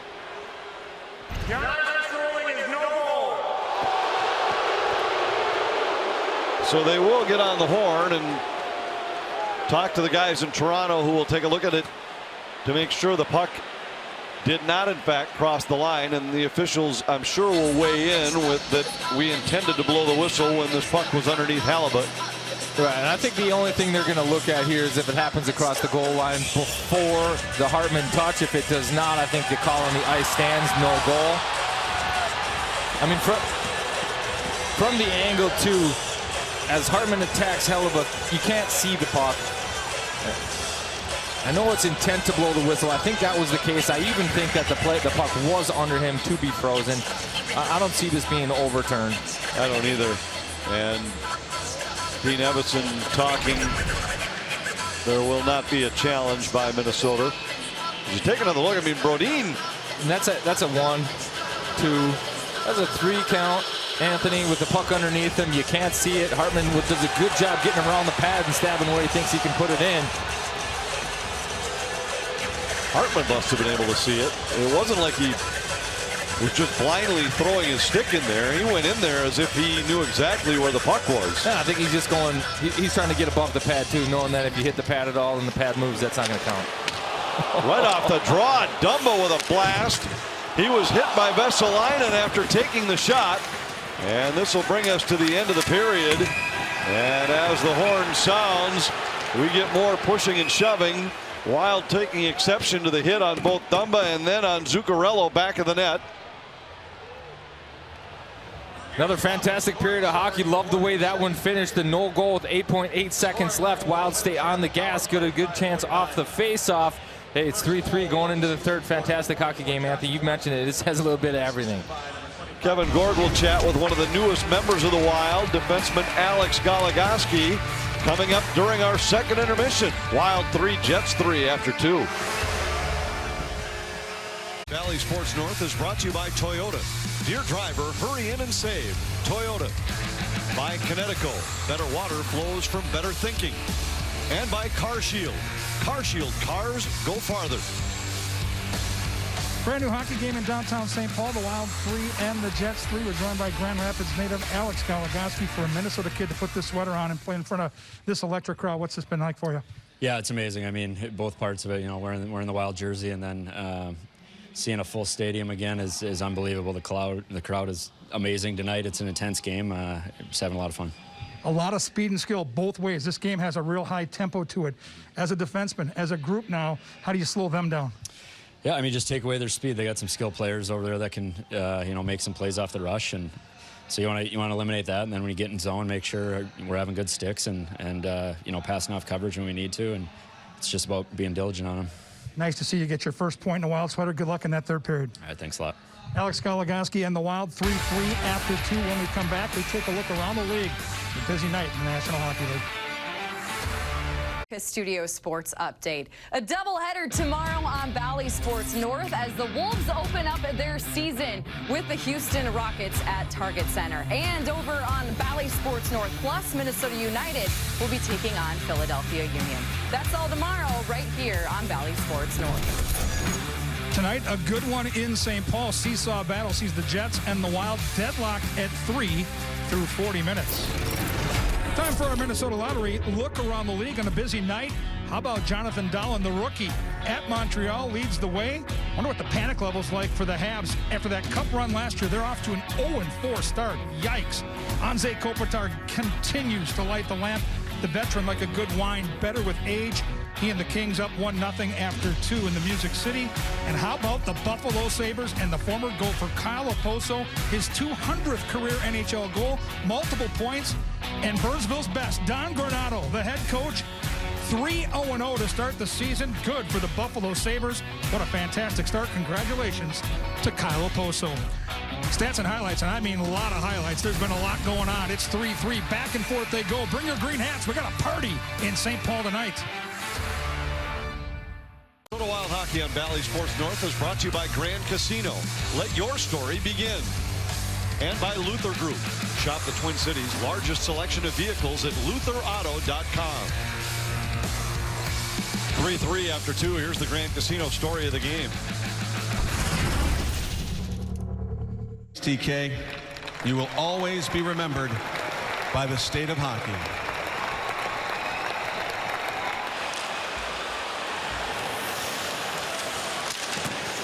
Score. Connor rifles one by Talbot. Dumba fire, save Hellebuck, long rebound, and a chance to score! Merrill sweeps it ahead for Kulikov. His pass intercepted by Kopp, comes free to Connor, who scores again. Fakes the shot. Zuccarello's shot deflected. Eriksson Ek scores!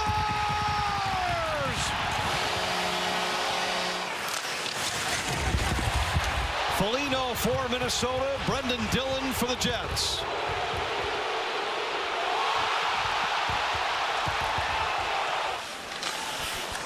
Dion plays to the corner. Morrissey a shot. He scores. Ukstad pounces on the loose puck off the glass. Chipped out by Duhaime, who then blasts Morrissey. Folks, and the willingness to play coachable hockey. Hey, listen, this is a system. This is a role. They score! It's deflected in.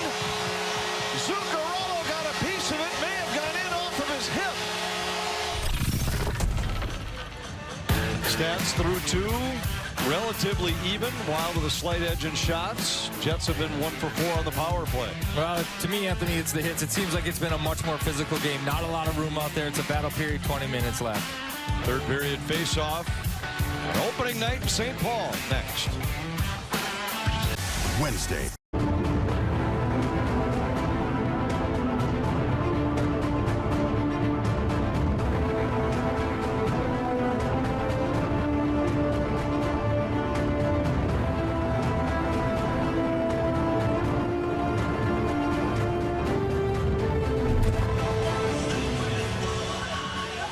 Matt Zuccarello's had a big night for Minnesota. The goal has not yet been changed. It's still his goal, giving him 2 goals and an assist tonight. Marcus Foligno has dropped the gloves already. And the Wild and the Jets are even 3-3 as we head into the third period. Wild have been one of the better third period teams in the league over the last couple seasons, +3 so far this season. Greenway threw it in, hit a stanchion. Stanley controls. Greenway battling there. Stanley to the line. Dumba shot is deflected and we get a hand pass whistle. Just getting started in the third. Matchups will be fun to watch here down the stretch to see if Dean Evason uses home ice advantage to get some of the matchups he wants. Well, he says he's comfortable playing any of the 4 lines against anybody out there, and in actuality, he says that about the D too. He's not afraid to put anybody against anyone, but I think there'll be more jockeying from the Jets' perspective, trying to get their guys free of certain people. I mean, it's a long season. This is game 3 of 82, obviously, but you don't want to fall down 0-3. That's going to be a desperate bench for the next 20 minutes. And I think Maurice is going to try and do everything he can to get that 4th goal. I think you're exactly right. And even though there's 80 games left, counting tonight, home opener coming up for Winnipeg this weekend. They've got Anaheim and Nashville, same 2 teams that the Wild will see here in St. Paul.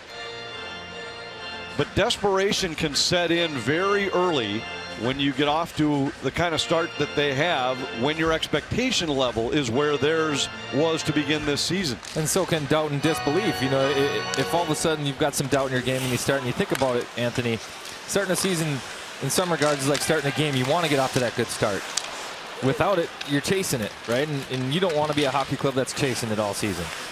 Top drops to Connor. His shot blocked. Wild start back with Eriksson Ek. Top over the Minnesota line, drops to Connor, across to Scheifele, and his shot blocked by Dumba.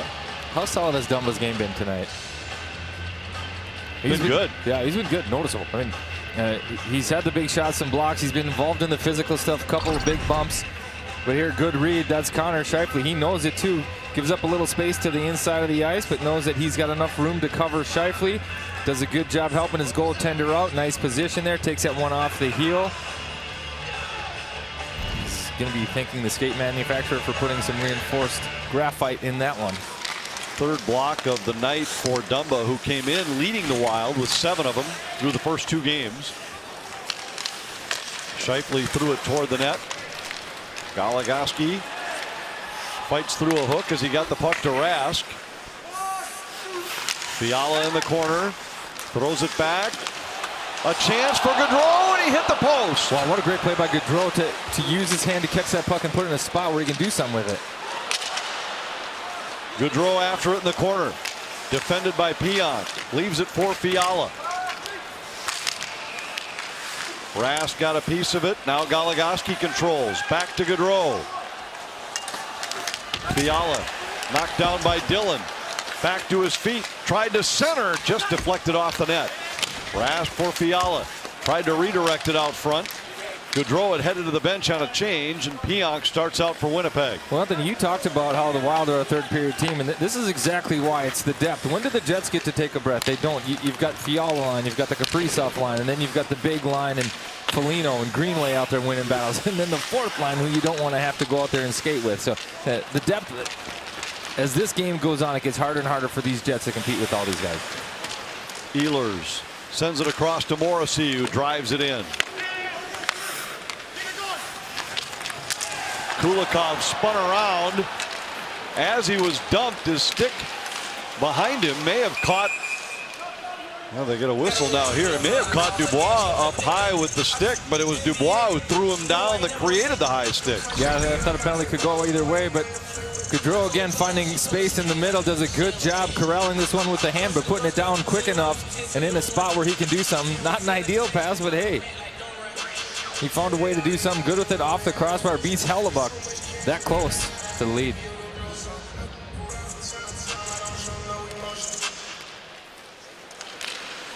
Dumba drives it in. Dumba also very active tonight. 7 shot attempts from the blue line, 5 shots on goal.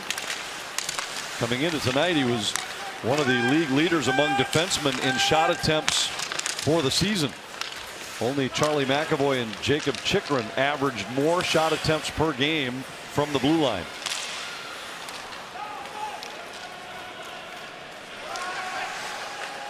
DeMello plays it across. Out to center ice, Connor. Nash back for Connor. His shot was blocked by Brodin up into the netting. Wild invite you to join in honoring our Minnesota teachers. Ticket packages for Educator Appreciation Night this Saturday include a custom Wild water tumbler and a donation on your behalf made to the Education Minnesota Foundation. Find your seats at wild.com/educators. I'm a big fan of Educators. You are? I am. Which Go Johnnies or what? I've got a first grade teacher, one of my daughters. Support the Educators of America. I like that water bottle though. I'll see if we can grab one for her. She might not know the Wild are playing. Hellebuck deflects this one. Sturm tried to hold the zone. Vesalainen comes to center. Kulikov trying to defend. Merrill's on it back of the net. And now Duhaime with it. And we get a whistle as Bukestad's taken down.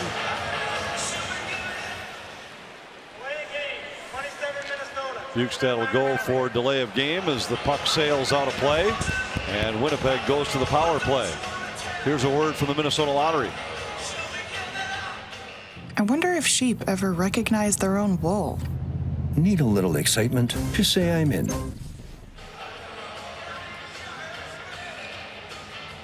So a very important penalty kill for Minnesota. Jets are 1 for 4 so far with the man advantage, 1 for 12 on the season.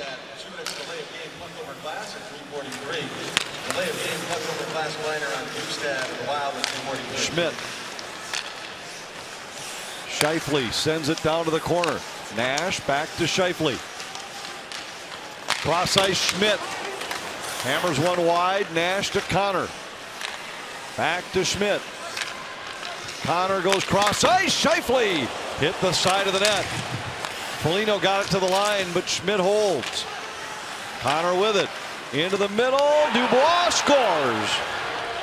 And for the 4th time tonight, Winnipeg leads by 1. Well, Anthony, again, just like their last power play goal, the Jets do a good job finding a soft spot inside the Wild kill. Almost an identical shot and goal. They just spread the Wild kill up. Too much space between the two layers. Here Eriksson Ek goes out a little too high. Goligoski not enough. That zone right in the middle. You got to respect Scheifele on that backside. Again, Foligno maybe too far back there.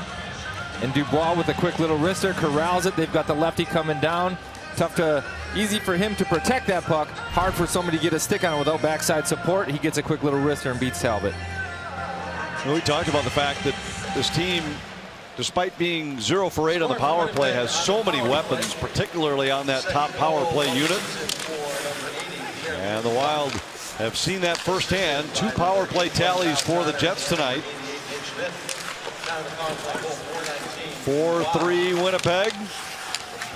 Does Minnesota have a 4th answer in them?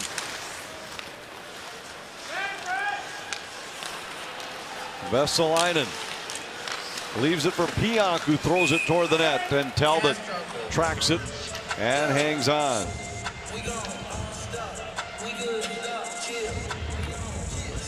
Talbot making his 3rd consecutive start for Minnesota, was outstanding on the road trip. 95% saves in the wins against the Ducks and Kings.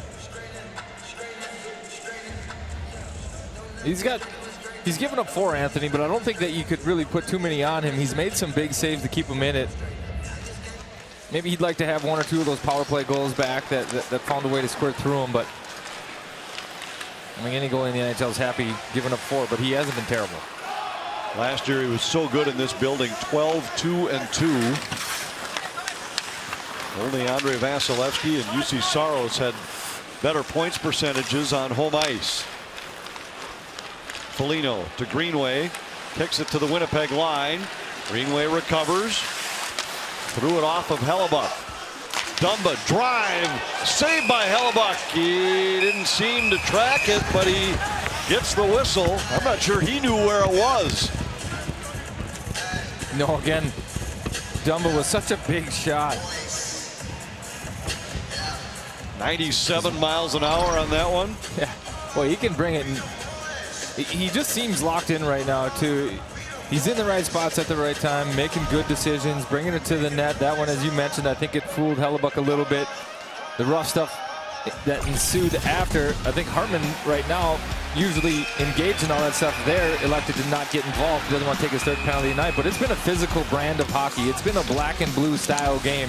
You've got the hit there. Kaprizov getting a little bit more attention than he has in the past. We talk about Dumba and the big shot. He's been involved in a couple big collisions as well. We've obviously got the fight from Foligno and the jump punch. There's been some spirited hockey in a black and blue game. There's going to be some bruises after this one. Kaprizov with it for Minnesota. Brodin races down from the point. Kaprizov supports.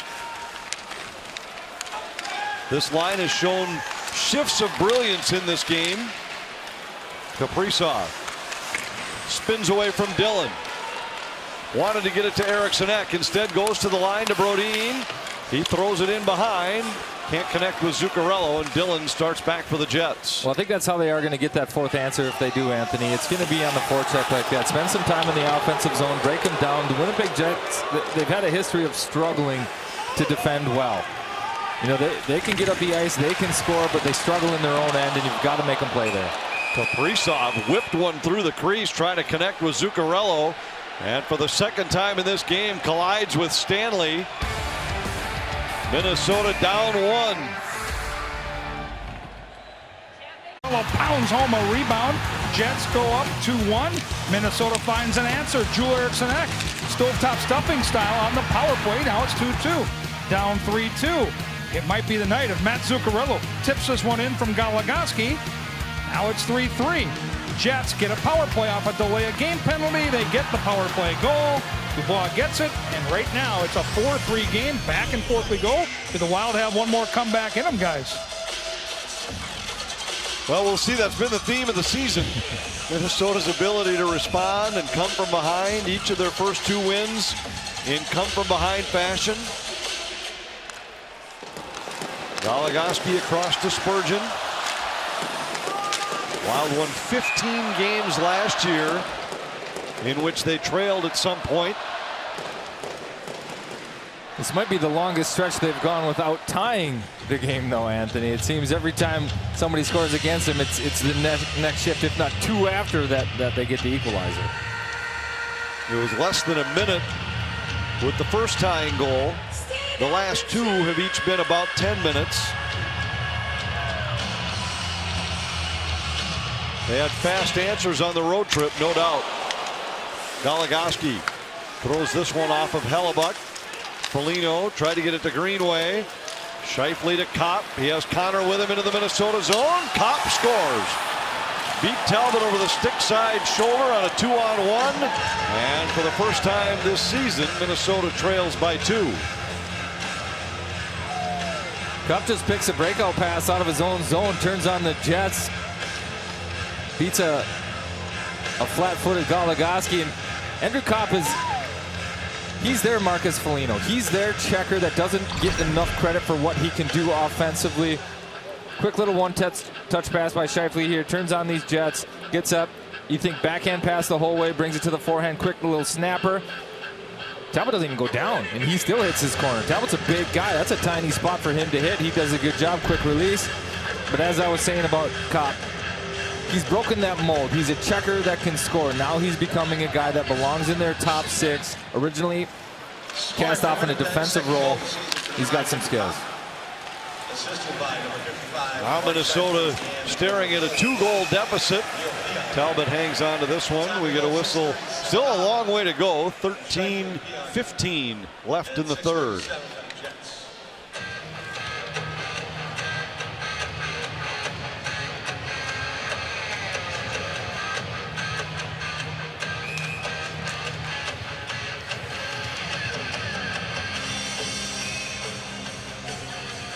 Gaudreau will draw for Minnesota against Dubois, and Gaudreau wins it.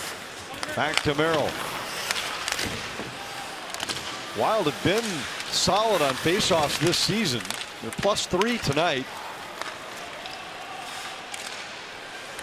Pass just too far for Gaudreau. Schmidt goes back to pick it up for Winnipeg. Gaudreau takes it away at center. Across to Merrill. Kulikov dumps it in. Wild trying to get something going on the forecheck. Takeaway by Kulikov, but the Wild forwards had headed to the bench on a change. And back to the Eriksson Ek, Zuccarello, Kaprizov line. Svechnikov threw it right through the crease. Zuccarello has it there for Minnesota. Eriksson Ek goes cross ice. And we'll get an icing call against the Wild. There's room for you in our Forever Wild membership family. Get your full season, half season, or 11-game plans, or just choose the games you want with the new Flex plan. Check out which option is right for you at tickets.wild.com. That's a welcome sight, isn't it, to see the seats filled here in downtown St. Paul? No, Gorgie said that early on tonight too. It's fantastic. The real winners tonight, the fans. It's been a fantastic game, spirited game. It's obviously not over yet, but it's great that everybody's in here out and enjoying themselves. Eriksson Ek collides with Scheifele. Merrill back to pick up the loose puck for Minnesota. Merrill hounded by Connor. Kaprizov goes all the way across to Zuccarello. Brodin tried to give it back to him. Zuccarello to Kaprizov, who deflects it in. Pionk's long pass deflects down into Wild territory, where Jonas Brodin will set up behind his net. Wild have completed their change, and Brodin starts out for Minnesota. To Bukestad at center. Bukestad's had another strong game. Swings wide, center for Sturm, just out of his reach. Goligoski a drive, and that was deflected to the corner. Stastny over, couldn't get it out of the zone. Duhaime got it to Sturm, tried to go back to Duhaime. Duhaime in the circle, had his shot hit a skate, and Ehlers flips it out to center ice. Dubois jumps on the loose puck, works against Goligoski. DeMello at the line, plays it across for Stanley. Stanley's shot was blocked. Bukestad to Sturm, could be a 2-on-1. Bukestad back to Sturm, saved by Hellebuck.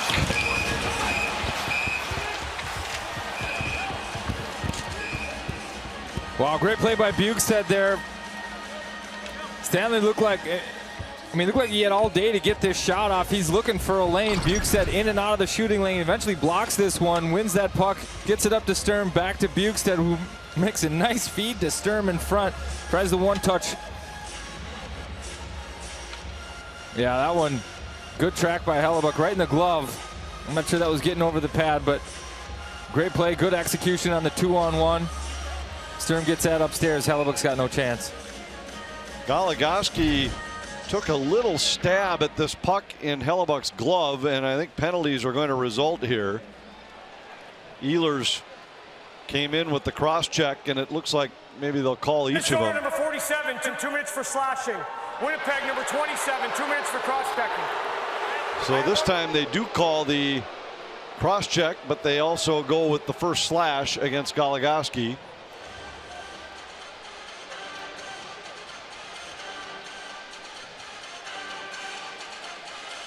Yeah, they're taking them both, Anthony. There's been some extracurricular activity after the whistles, and this is one way that the refs control it. You take two. I'd say the next one they attempt to take one, but that's the slash. Again, give the Wild credit. Pressure in the paint. Hellebuck hasn't been good. Hartman narrowly missed the one. Follow it up, see what happens. So it's 4-on-4 hockey. Cross-checking on Ehlers of the Jets. Fiala back to Dumba. Fiala, Gaudreau, Dumba, and Brodin. The foursome for Minnesota. This was deflected, so there's no icing. Hellebuck Gives it to Morrissey. Scheifele goes across to Schmidt. Connor nearly lost it to Fiala. Now Brodin has it for Minnesota. Fiala withstands a hit by Scheifele. Dumba gains the zone. Tried to throw it to Fiala blindly. It was just off target. Schmidt has it. Out to Scheifele. His pass behind Morrissey. Halfway through the third. 4-on-4 for another minute 10.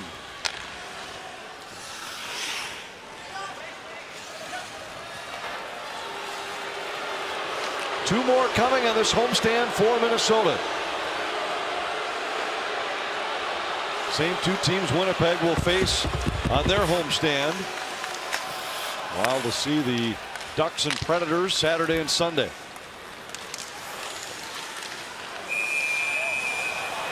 And we're going to get a hooking call here. This will put Winnipeg on another power play.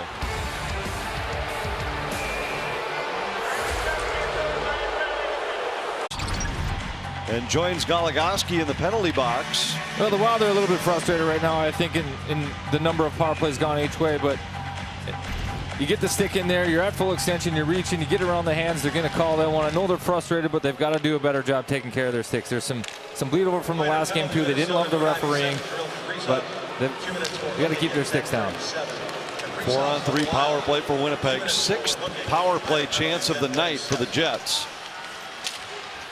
Eriksson has it. Spurgeon jumping up on the play. A shorthanded rush for Minnesota. Eriksson shot knocked away by Hellebuck. And Scheifele controls. It'll be 5-on-4 in 15 seconds. Morrissey goes back after it. Jets have 2 power play goals already in the game. Scheifele has it deflected away by Foligno. Ehlers and Goligoski are back on. And it's now 5-on-4. Ehlers carries in, nearly gave it away. Hartman got a skate on it, enough to clear the zone, but couldn't create the breakaway. Now Foligno circles back in his own zone.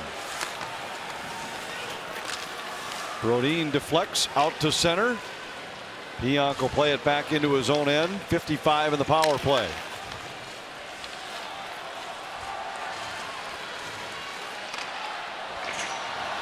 Pionk fires it in. Brodin overskated it in the corner. Schmidt there for the Jets. Hartman got it back to Goligoski. Ahead to Hartman, who works one-on-one against Pionk. Hartman fires it off the end glass. Greenway back in for Hartman. Kulikov races over for the Wild. Wild shorthanded for another 25 seconds. And could get an icing call here against the Jets. Who's got the power play right now, Anthony? The Wild all over him. Offensive zone, good shift by Hartman there.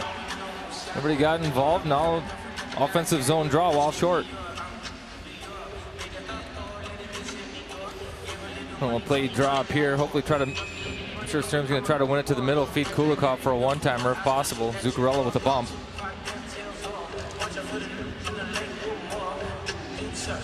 Stastny against Sturm on the draw. Ehlers comes away with a puck. Sturm had got out to a great start on faceoffs this season. And only taken a couple tonight, but was 13-2 in the first 2 games.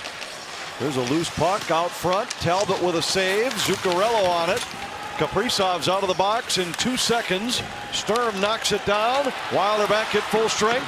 Still down by 2. Oh, that play almost connected. Zuccarello, smart play, went with the rim, trying to get it to Kaprizov out of the box. Just hit a stanchion. Out to the line. Dumba drive and a save by Hellebuck. Brodin racing in, cannot hold the zone. Kaprizov circles back to Brodin at the Winnipeg line. Brodin weaves in, his shot over the top of the net. Wild with a little jump after the successful penalty kill. Zuccarello back into his own zone. Brodin with it. Finds Dumba. Zuccarello, he's usually looking for one guy. Brodin sends it cross ice. Lowry back to pick it up for Winnipeg. Dumba intercepts his clearing attempt. Circles along the wall. Into the middle, Goligoski. Back to Gaudreau. Gaudreau centers. Zuccarello fires, and a save by Hellebuck. More of the rough stuff out front, but again, the longer the Wild spend in the offensive zone, the better the chance they get. Eventually, they break them down. Good play spreading them out. Love the play from Dumba to Goligoski. Eventually, they find Gaudreau with some space. Patient little play to Zuccarello. That one, a dangerous shot right in front. And the slashing call coming against Neil Pionk that will give Minnesota a power play. You kind of had a feel that the next call was going to go that way. Yeah, again, that's where that frustration comes from. You know you got to stay composed. Eventually you're going to get your chance. The Wild get a good offensive zone shift. Now the power play is going to get to go out, see if they can't get closer. Slashing the call. Power play chance number 5 for Minnesota. It's an Excel Energy power play.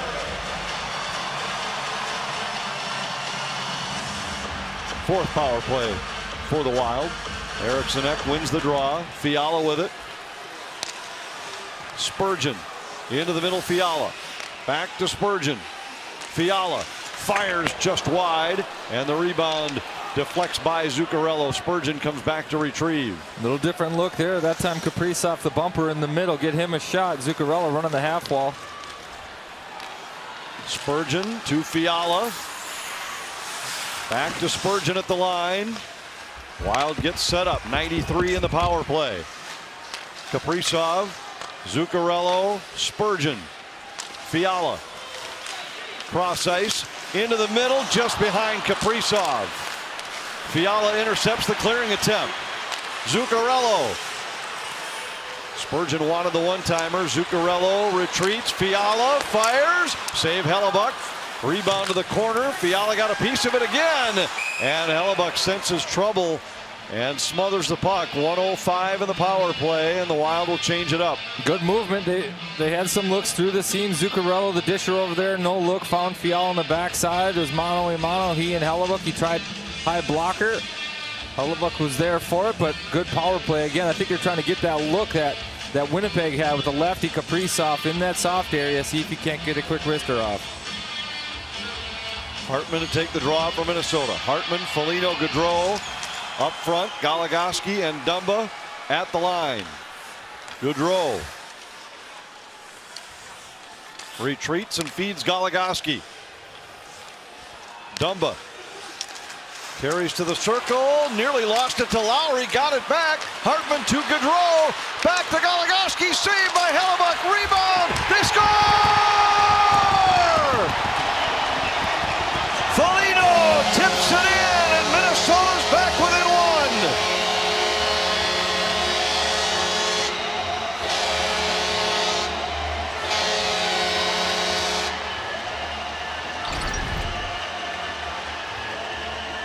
Matt Dumba with a second effort on the half wall there. Saves this play. Looked like an easy clear for the Jets. Instead, they end up coming back the other direction on a phenomenal play by Dumba right here. Steals this puck. Makes the pass to Hartman. Good heads-up play to Gaudreau. Eventually, that's Marcus Foligno with Morrissey draped all over him. Tracks down that rebound. Pounds it in the net. Wild are within 1. Foligno with 11 goals last year in 39 games. Would have been the best single season output of his career had he played a full 82. Off to a great start this year. 2 goals in 3 games. Wild back within 1. 5-4 Jets. Just under 5 minutes left. Foligno to Dumba. Dumba fires a backhander, saved by Hellebuck. Hellebuck lost his stick. See if the Wild can take advantage. Hartman's shot got through. Foligno throws it around for Dumba. Dumba in check, tied up by Connor in the corner. Clearing attempt, held, but then Hartman's pass comes back out to neutral ice, and Hellebuck has regained his stick. Wild whistled offside, and we get a stop with 4:18 left. We're headed down the stretch in the home opener in St. Paul. And Marcus Foligno has the Wild back within a goal. He's known for his physical play, but over the last couple of seasons, among all players that average at least 3 hits per game, only Brady Tkachuk and Tom Wilson have scored more goals. Foligno added number 24 to that tally here tonight. Well, and you talk about those other 2 guys, they're 2 of the more elite power forwards in the league. I think that's the way you have to describe Marcus Foligno now. He's not a checker. He's a power forward. He can score. You know, we talked to him in exhibition too, Anthony, and it was, he's always had the belief that he can score. He's finally just getting the opportunity, and boy, is he making Dean Evason look good. Goligoski with it, 4 minutes to go. His shot blocked and goes to the corner. Spurgeon around behind Zuccarello. Hands it off to Goligoski. He's tied up by Ehlers. Loose puck cleared to center, and the bouncing puck scooped up by Spurgeon. His pass kicked ahead by Zuccarello, but Eriksson Ek was heading off on a change, and Zuccarello goes back into his own zone. Matt Zuccarello, a 3-point night already. Dumba threw it to an open wing. The Wild were changing. Dumba recovers. Got it to Gaudreau. Freddie Gaudreau back into his own zone. Fiala lost control of it, and the Wild have to circle back once more. Brodin with it. Fiala chips it into the corner, jumps around Schmidt. Brodin on goal, save Hellebuck. Fiala flipped it up in the air, and Hellebuck got a shoulder on it. Gaudreau with it. Works off the wall, flipped into the corner for Fiala. Fiala to Dumba for a drive, saved by Hellebuck. Well, he caught an elbow from a teammate as he held on to this puck, and the Wild are all over him with just under 3 minutes left. That Duhaime camped out right in front, does a good job. Right on top of the paint, knows where he can and can't be. Fiala on the side of the net there, battling for this puck. Eventually he gets it again. Tries that short side stuff. You see there's room there. Hellebuck, Eriksson Ek got one earlier, not sealing that post. And how about Matt Dumba's game tonight? He has been phenomenal. And I don't know if it's the letter on the shoulder or what, or management of expectations. There's been things coming into seasons where can he live up to the pressure of being the offensive threat he was in the past and different things. But tonight, he looks like a guy that is mentally cleared, ready to play. He's been so good, Anthony. Timeout taken by Minnesota as Dean Evason wants to give his big guns a rest, and boy, have the Wild had chances here down the stretch. Yeah, and again, it's from everybody. That's Gaudreau's chance, a nice glove down, then the 2-on-1 off of a defensive zone block. Sturm with the one into the glove. Zuccarello, he's had a good night. You mentioned, Anthony, 3 points. Nice play from Gaudreau again, very noticeable. And then Foligno cashing in, battle out in front. Look at this play, you have to love it. Stick tied up, man possessed, wins the battle. What a game, Anthony. Since Winnipeg scored their 5th goal to go up 5-3, the shots are 9-1 for Minnesota. And Dean Evason pulls the goaltender with 2:47 left. Extra attacker for the Wild. Fiala plays to the corner. Hellebuck with a shoulder save. Kaprizov has it back to Goligoski up high. Back to Kaprizov. Tried to go cross ice with it. It deflects to the corner. Spurgeon to Zuccarello. Out to Kaprizov. Cut off by Connor. He carries down low. Give and go with Zuccarello. Now it's Spurgeon for Goligoski. Goligoski works to the middle. Spurgeon down low. Zuccarello. 6-on-5 for Minnesota with the empty net behind. Zuccarello to Kaprizov. All the way across, he finds Goligoski. Fiala moves in. Fires, save Hellebuck. Rebound, Eriksson Ek threw it out front. Jets clear. Goligoski hustling back. Winnipeg changing as Minnesota moves ahead. Kaprizov flips it to Eriksson Ek at the Winnipeg line. Spurgeon hit by Pion. Zuccarello leaves it for Fiala. Back to Goligoski. Crowd pleading for the game-tying tally. Zuccarello. Fiala. Zuccarello. Goligoski takes a look. Trying to go back across the other way. It's intercepted. Kopp to Scheifele. Scheifele at the empty net scores. And it's 6-4 for the Jets. Well, give that line some credit, Anthony. There was a lot of pressure on them. It's been a minute 30. The Wild have had the puck. Yeah, the Jets got it out once. They had to reload on the play up the ice. Connor does a good job being patient. Once he steals this one, takes some ice, brings Zuccarello to him. Kopp makes a nice play over to Scheifele. He puts it in the empty cage. But Wild were all over him. Crowd was into that one. But Scheifele with the dagger.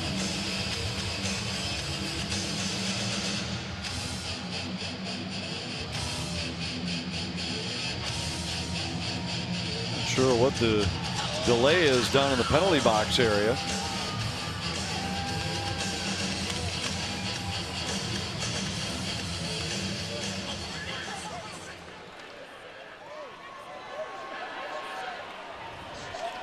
So now we'll resume 6-4 Winnipeg. Talbot moving out toward the Minnesota bench. I would assume that if the Wild are able to win this draw, Going back to the the officials are talking again. But the only thing I'd imagine they could be looking at is offside. Could be.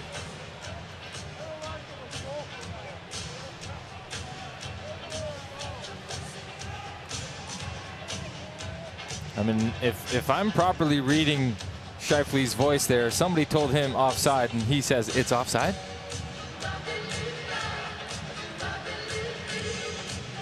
So the officials are conferring.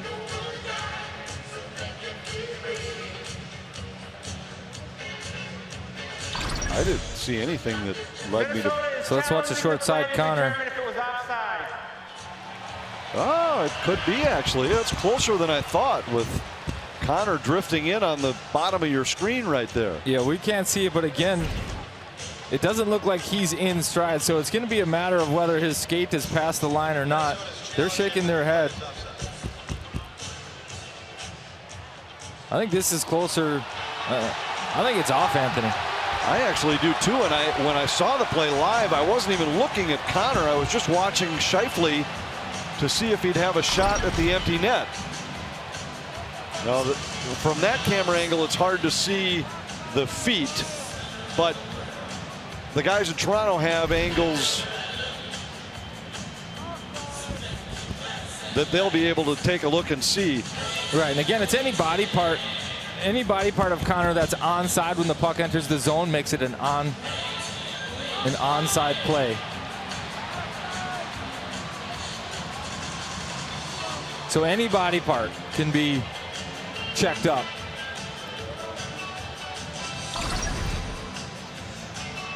So take a look right there. Are both skates over the line? Sure looks like it at that moment. And the puck is not yet in the zone. I think that's offside. I don't know if you can see the puck right there, Anthony. But you can see the puck from another angle at the same moment.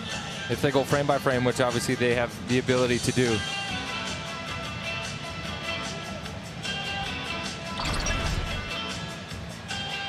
So there you can see the puck on the blue line from that side. So they can match those two frames and see that at the second that the puck is on the line. And what really a lazy play by Connor. He was no part of the play. After reviewing the play, it was determined that it was offside, no goal. So the challenge is successful for Minnesota, and it remains 5-4 with 1:14 left. Anthony, some of the fans made their way to the concourse on the way out. They are now all running back down to find their seats. This is fantastic. 1:14 left, 1-goal game. Look at the fans come back down the stairs. This is great. Normally you see the fans filing for the exits, not from the exits. Well, that's where they were on their way. They're on their way. Now they're like, whoa, it's still a 1-goal game. We're coming back. So the faceoff will come in the neutral zone where it was called offside. Talbot out of the net on his way to the bench.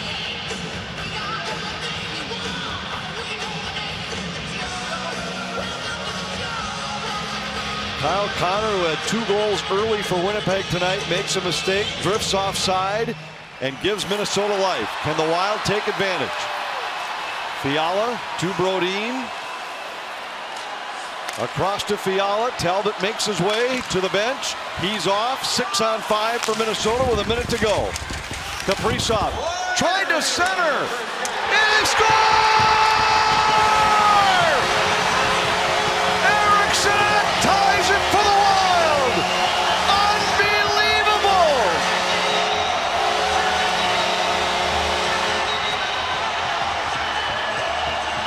Don't ever leave early. Was there ever a doubt, Anthony? Was there a doubt? Look at the Jets fans despair.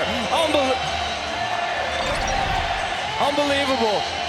Pionk tries to go up the short side there. Best play, that's what you're supposed to do. The Jets take a couple swipes at it. Scheifele takes a ride around the merry-go-round. That leaves Zuccarello out front. He gets another one right off of a piece of equipment. Eck with the, wow. If you learned anything last season watching this club from home when you weren't allowed in the building, it's that you never leave early. They can't be the comeback kids for another night. I mean, Anthony, there was never a doubt. You could almost feel it. That mistake was going to cost him. Now, Kyle Connor's got the walk of shame. There's 57.5 seconds left. Spirits of the Jets are probably broken, but Wild are going to be on the push. 5-5. Unbelievable. It'll be the 4th point of the night for Matt Zuccarello. Maybe the third off of his equipment. Anything works. Second goal of the night for Eriksson Ek. Foligno in the corner for Minnesota. And now Connor plays it ahead.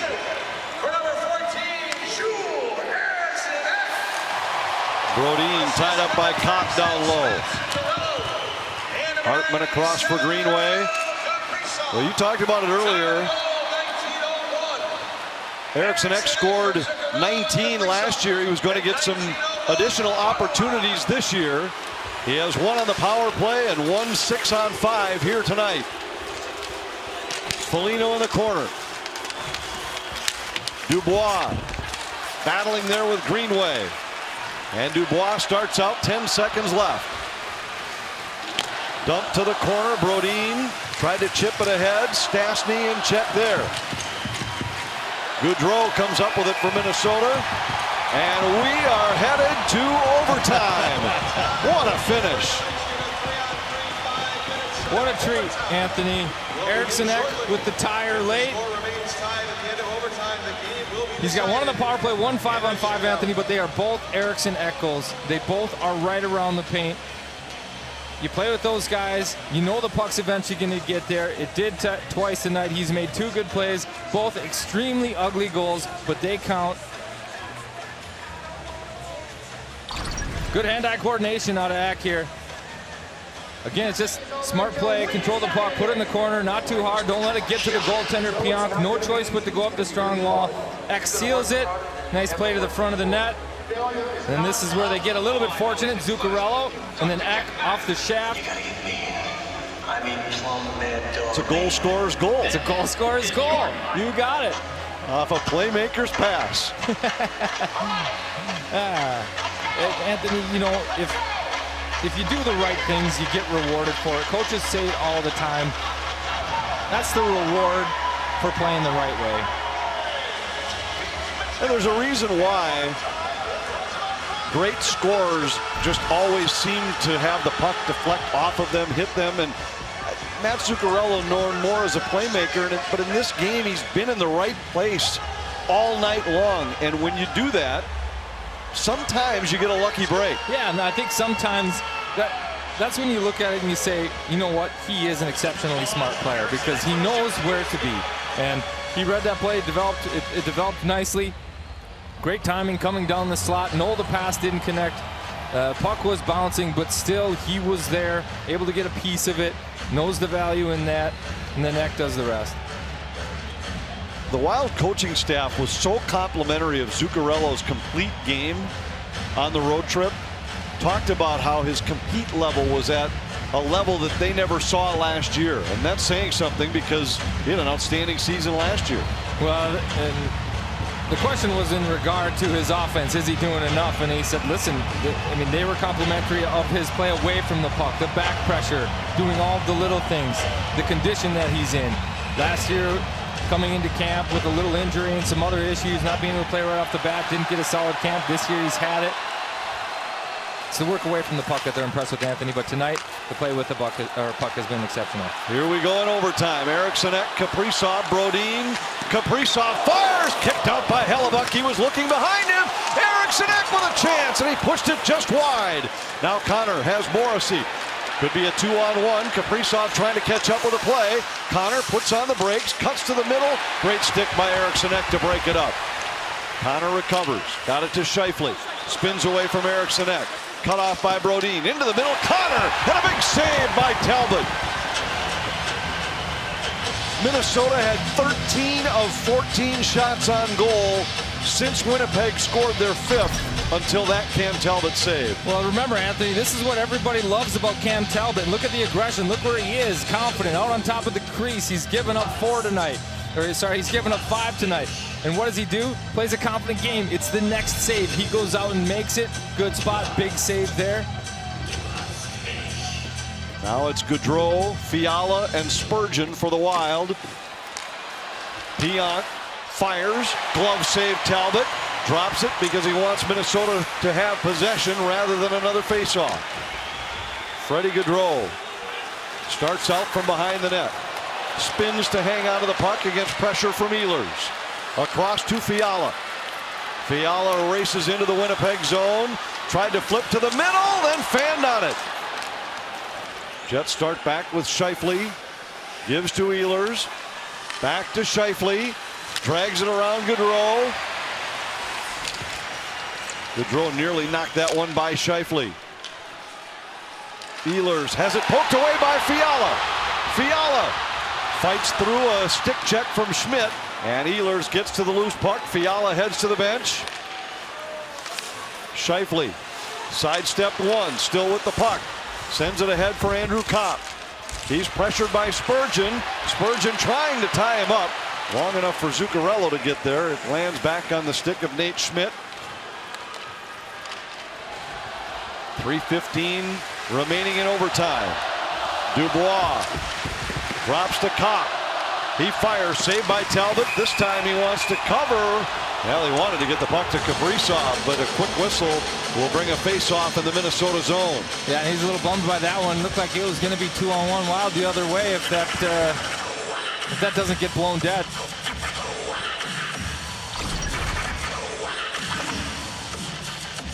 Face-off in the Minnesota zone. Hartman, Foligno, Goligoski for the Wild. Stastny, Connor, Morrissey, the trio for the Jets. Minnesota wins the faceoff. Goligoski sets up back of the net. Ahead to Foligno. Foligno drops. Hartman moves in. Cut off by Stastny. Out to the line, Goligoski. Goligoski swings down low, gives to Foligno. Foligno tied up by Morrissey. He'll play the puck back out through neutral ice. Goligoski, well, he wanted to take a shot there to Kaprizov, who had just come off the bench. Now Kaprizov in. Kaprizov cuts to the middle, lost control of it, regains. He's hooked by Morrissey. There's going to be a penalty.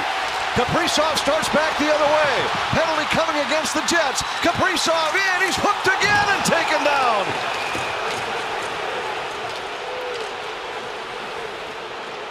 Kaprizov went hard into the end wall. He looks like he's okay. Wow, an exciting sequence of events here. Kaprizov, Morrissey draped all over him, just battling everything he can do to maintain possession. Draws that penalty, quick turn up the ice. Now all of a sudden the seas part. Him and Hellebuck, Connor with the back check, stick lift, and push at the last second. Dangerous play going into the half wall. So tell me why Connor shouldn't also get a penalty on that play. You got a delayed call coming. It doesn't mean that tripping becomes legal. Yeah, no, I mean, I don't disagree, Anthony.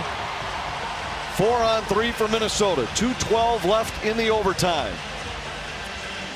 Eriksson Ek will take the draw. Kaprizov, Fiala, Zuccarello, the other attackers for Minnesota. Excuse me, Spurgeon. Spurgeon with it here. Gives to Fiala. Kaprizov. 4-on-3 power play for the Wild in overtime. Spurgeon with it. Back to Kaprizov. Fiala. Fiala moving in. Off a skate. Eriksson Ek battling to retrieve. Fiala comes up with it, but Lowry takes it away. And Lowry leads a shorthanded rush for the Jets. He has Stanley with him. Stanley denied by Talbot. And back come the Wild. It's 3-on-1 at the Jets line. Kaprizov to Fiala. Kaprizov. Eriksson Ek scores! The hat trick wins it for the Wild.